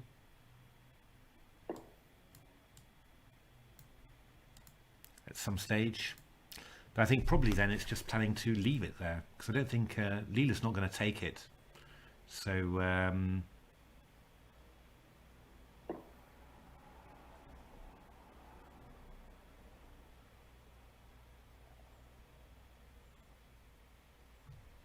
yeah, sort of feels a bit odd with the rooks over here, really, on the queen side. It's just that, you know, if you play why do you need both rooks on the queen side? I mean, if you're going to play F4, then you really want to have your rooks. Well, have one rook on the king side, surely. And I mean, the queen can be on A1, and it can view the king side and defend the queen side in, you know, from one square. But yeah, what Stockfish is doing is not really doing it for me.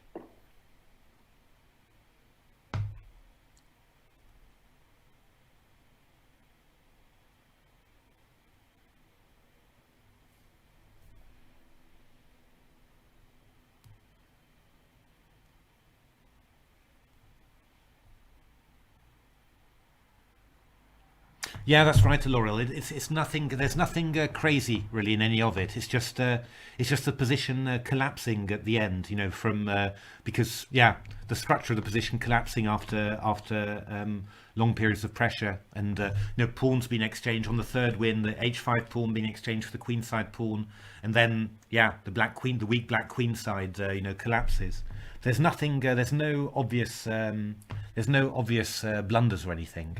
Not at first sight, anyway. You know, it's just yeah, general pressure and the position toppling over. So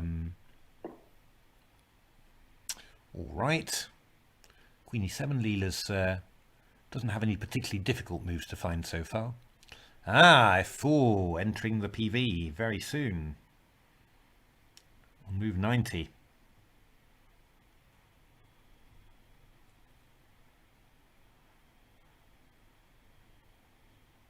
I mean, I guess in terms of moves that you could play for white, you've got f4.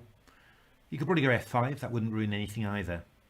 And probably fg wouldn't ruin too much either. So you've got a number of safe moves that you can play without maybe affecting the evaluation too much.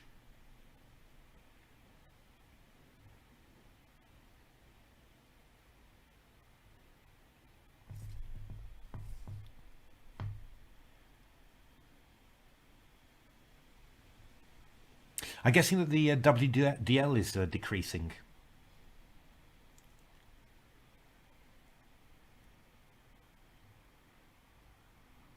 Was what I thought, but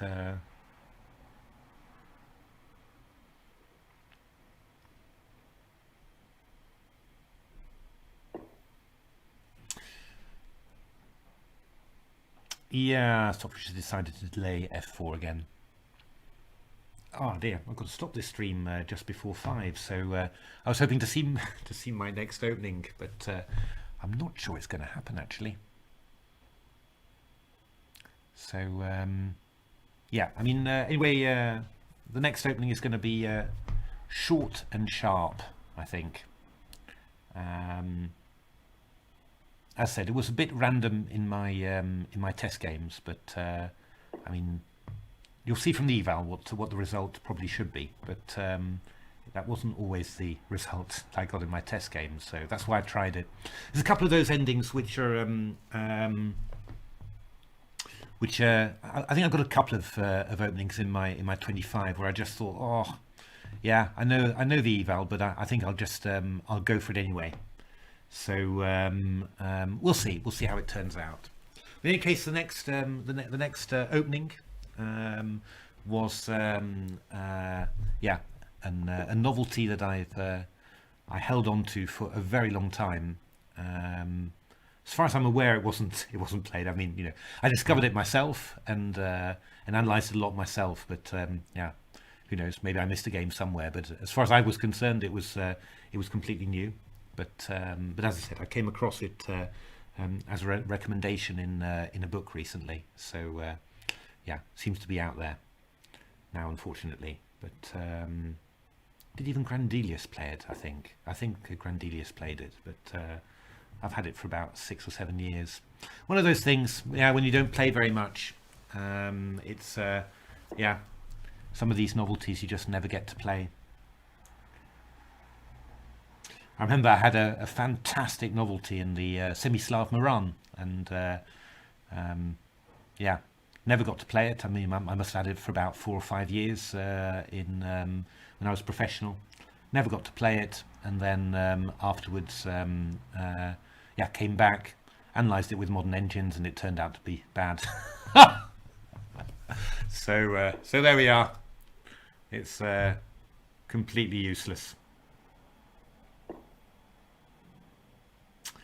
Indeed, yeah. No, there's a few sort of novelty-ishy thingies in the actually in the coming yeah, second half of the match. There's a few of those there as well. So there's one very nice one as well that comes up a bit later, which again, something I analysed for an awful long time, but it's a bit of a funny story behind it. So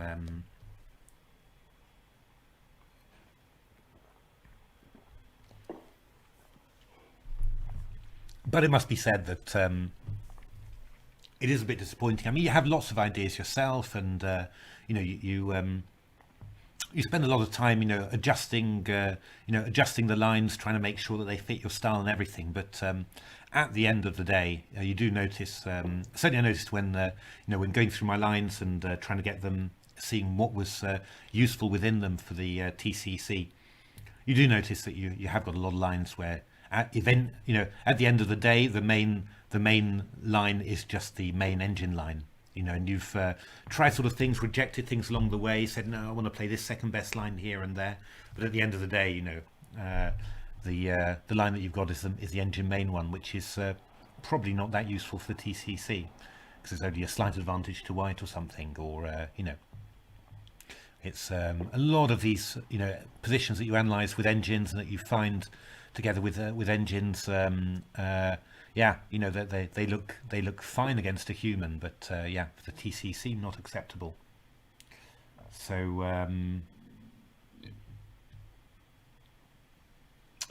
it's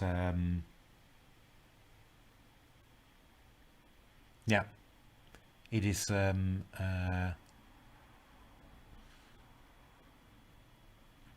but I mean, nowadays, of course, I think I mentioned it a few times now, but preparation's gone so far and it's so deep for the elite players anyway, of course, that they've already moved on to the next stage, and it's all about analysing Stockfish's or Leela's second or third best move and trying to make that work, because they assume that their colleagues know all about the best move.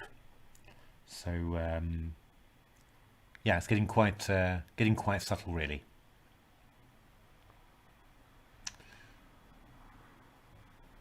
But it's quite nice. I mean, from that point of view, it's will be great fun to see the Carlsen Nepo match, because I mean, both of those obviously for their preparation, they're using they're really using computers an awful lot.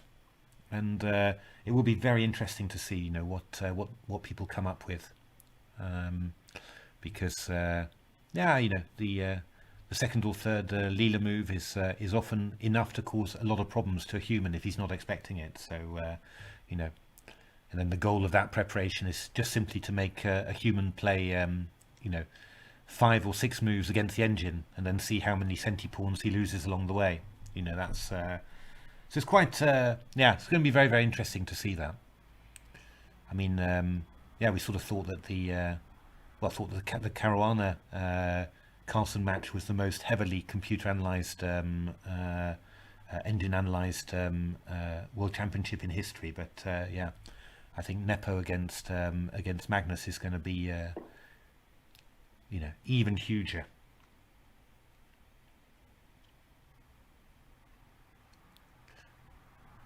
I don't know whether it's I don't just you get ideas like, wouldn't it be great for the TCC to put to analyze the games as they happened, all sorts of different engines, and then just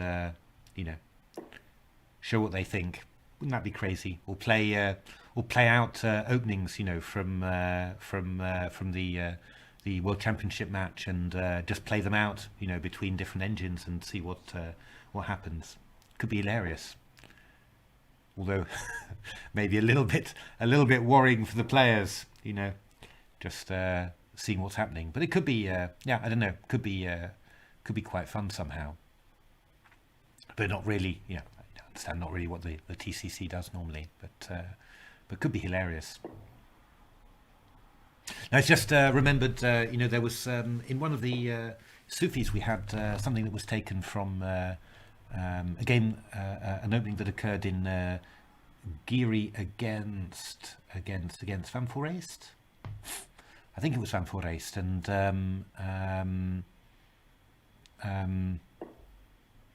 was that correct? It was a Berlin anyway, and anti-Berlin, and the very next day in the TCC we had Stockfish Leela, and showing.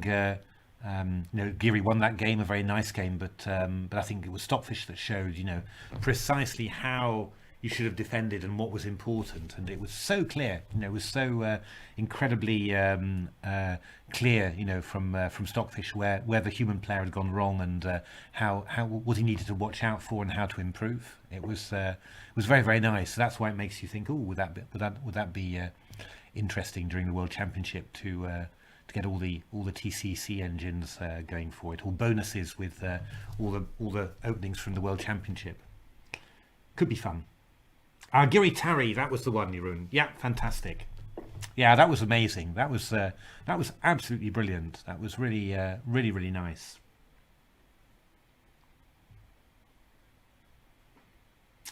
Yeah, the World Championship match. We'll see.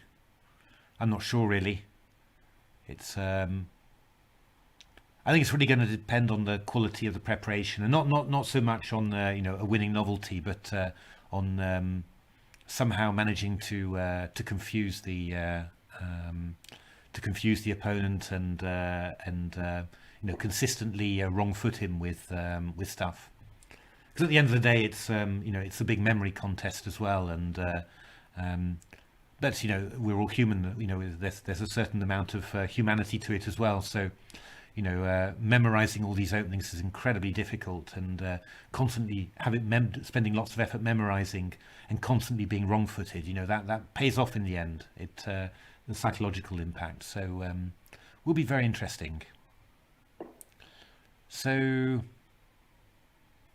Yeah, Stockfish hammering on this A file, but I mean you can pretty much guarantee that you're not going to break through there. Famous last words, of course.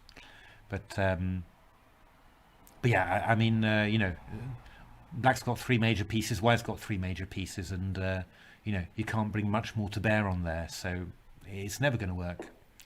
But that probably means that Stockfish just doesn't believe in either F4 or G4. Well, G4 I can imagine now. I mean, certainly with this configuration of pieces, the H4 pawn is going to be very weak. Yeah, I mean, that is true, Jeroen. Nepo is he's not really a guy who can play super solidly for 12 games. Or is it 14 games now, actually? Something's going to happen at some stage. So yeah, no, it could be good. He's also not afraid of Magnus as well. So yeah, fingers crossed. It could be a very nice match. I mean, I do think that it was a bit unfortunate for Magnus last time against Caruana, because I think Magnus played absolutely beautifully for 40 moves in the first game, and I'm sure that if he'd managed to convert that one, and it wasn't very much, for him it was trivial really, I think. But if he'd managed to convert that one, I think he would have. I think he would have played an absolute blinder of a match. I think it would have been an absolute classic. But somehow I get the feeling that really affected his mood very badly. And that he didn't put away that beautiful game. And I think that had an effect. And after that, he sort of everything just felt his narrative for the match. The narrative that was growing with winning this incredible Black game with beautiful play, it just just got ruined really, and I think that affected him throughout the match. He only really got his enthusiasm back, I think, when F4, when it came to the rapid games, when he suddenly looked like a different player. Although Caruana looked. Caruana, I think, found the switch to rapid games very, very difficult. I can imagine, to be honest. I mean, how do you, switching from all that intensive effort, concentration, maximum concentration for hours and hours, and then all of a sudden everything's happening, 15 times faster. It's really very difficult.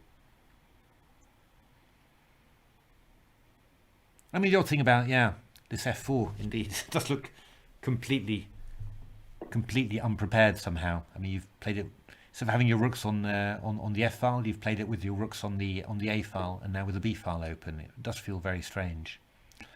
And yet somehow Stockfish looks quite happy with it. So what's Leela doing? Ooh, Stockfish is starting to. Oh, feels a bit slightly worrying. Stockfish is starting to. Ooh, just for a moment there, it went upwards.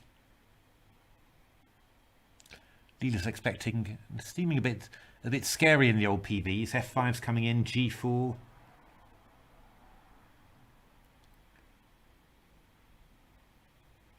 Stockfish is still moving around and playing around without big increases. So it's not. And Stockfish also not oodles of time, so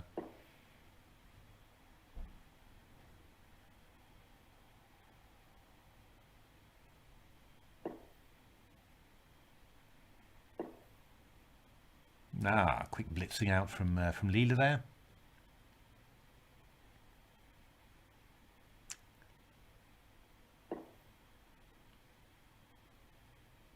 Yeah, I can't help feeling. Just don't understand why this bishop is still on h3. I mean, I really, I really can't see the point of that. It's we're going to see that I'm laughing now, and then Stockfish is going to prove me wrong. But if he doesn't prove me wrong, then I'm going to say that I can't understand. I'm going to say it so many times. I can't understand why this bishop is still on h3. Why it hasn't been deployed to d3 or c2.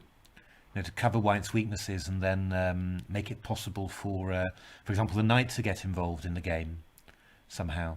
It's just seems so obvious, really. And also to play this f4 break when you've got your rooks on the a file. It's.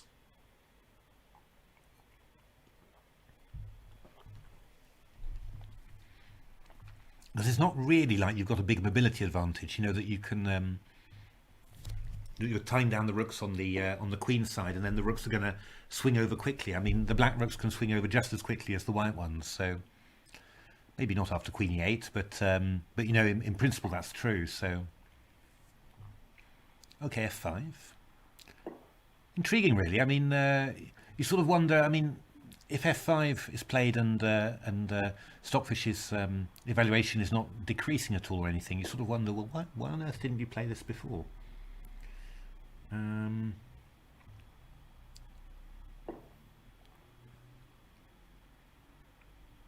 So, okay.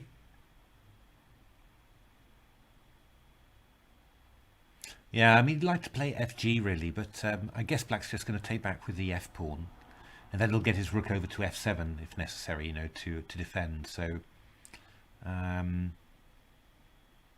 guess that's going to be fine. Stockfish's evaluation going down a little bit here.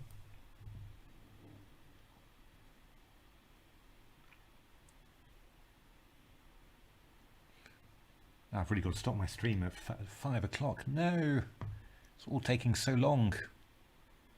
Stockfish running its time down. Flag hanging. Are its fins long enough to bang down a move and press on the clock in 1 second? So g4's coming in. All right. Oh no, Leela's put Stockfish off from playing g4. Stockfish almost shorter of time than Leela now. FG. Ooh.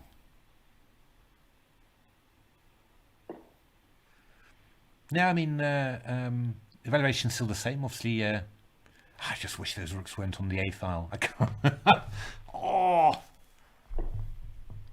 I mean, I wonder whether Stockfish is looking for going to play B4 at some stage. But okay. Knight takes g4. Ooh, Stockfish didn't expect that one. He didn't expect that exchange. And you do have to say, why on earth not? It's considering it did look like the most natural move somehow. But I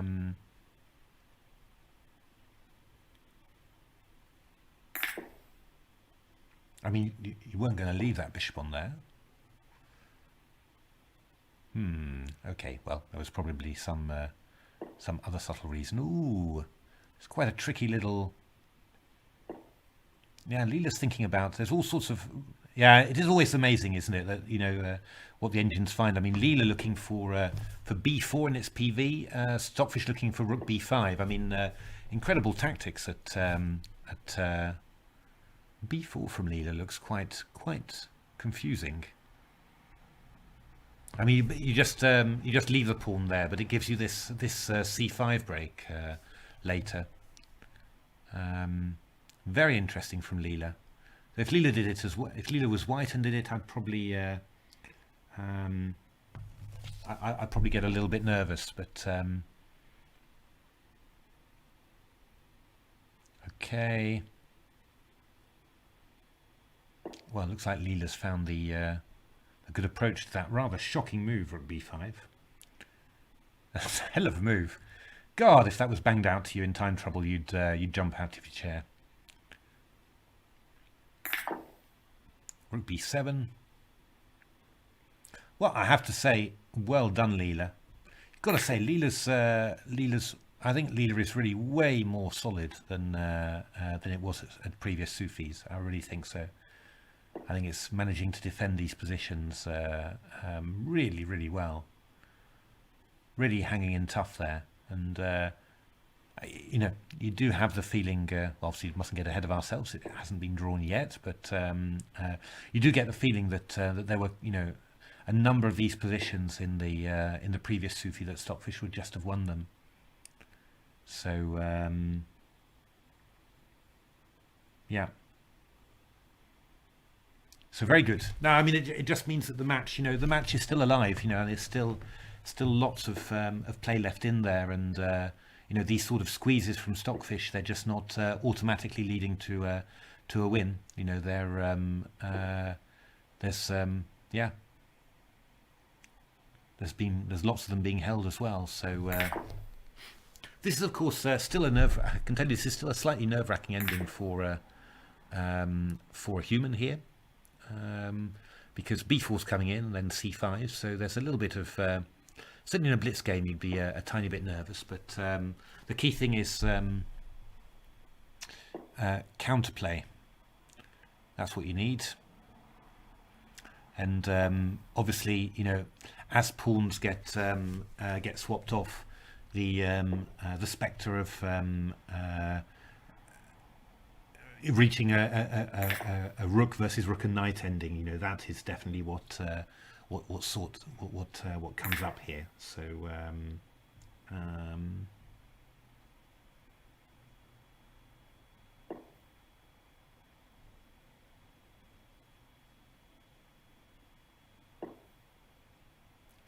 rook c2, knight f5, knight f6. Now we're going after the h-pawn now.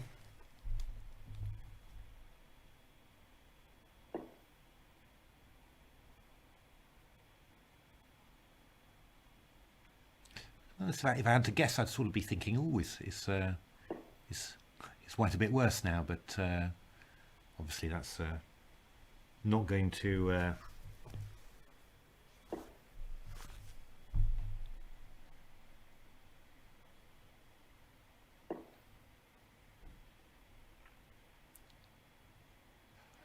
not going to happen.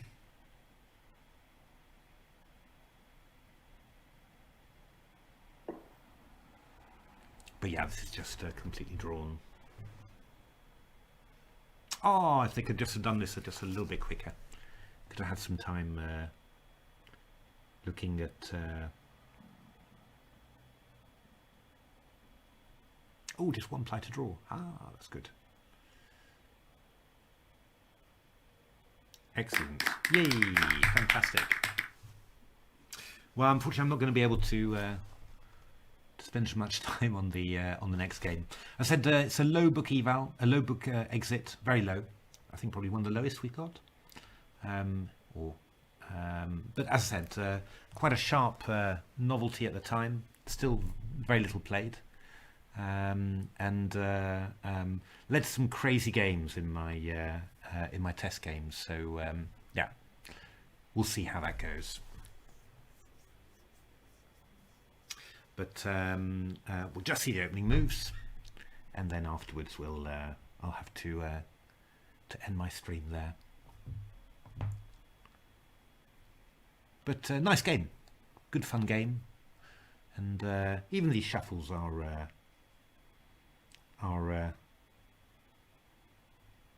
quite fun.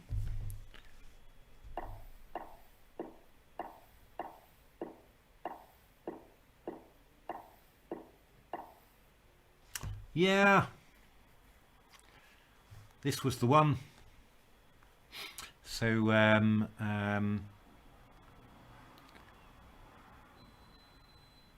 There's many, yeah. I mean, there's many ideas where black plays queen b6 and then bishop f5 in the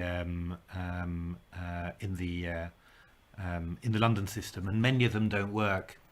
But I came up with this particular wrinkle of just sacrificing the pawn on e5, and then you can play bishop f5, and then queen takes f5 ideas don't work. And then the idea is that you're following up with these ideas with sorry, just get the PV with g5 and yeah, if the bishop goes back to g3, you're coming with h5, h4, and if it takes, you go knight takes e5, and you're coming into d3. These positions are yeah, I mean they've got equal evaluation pretty much from the engines, but they turned out to be quite random in my test games. So that's why I included them. It was a little bit of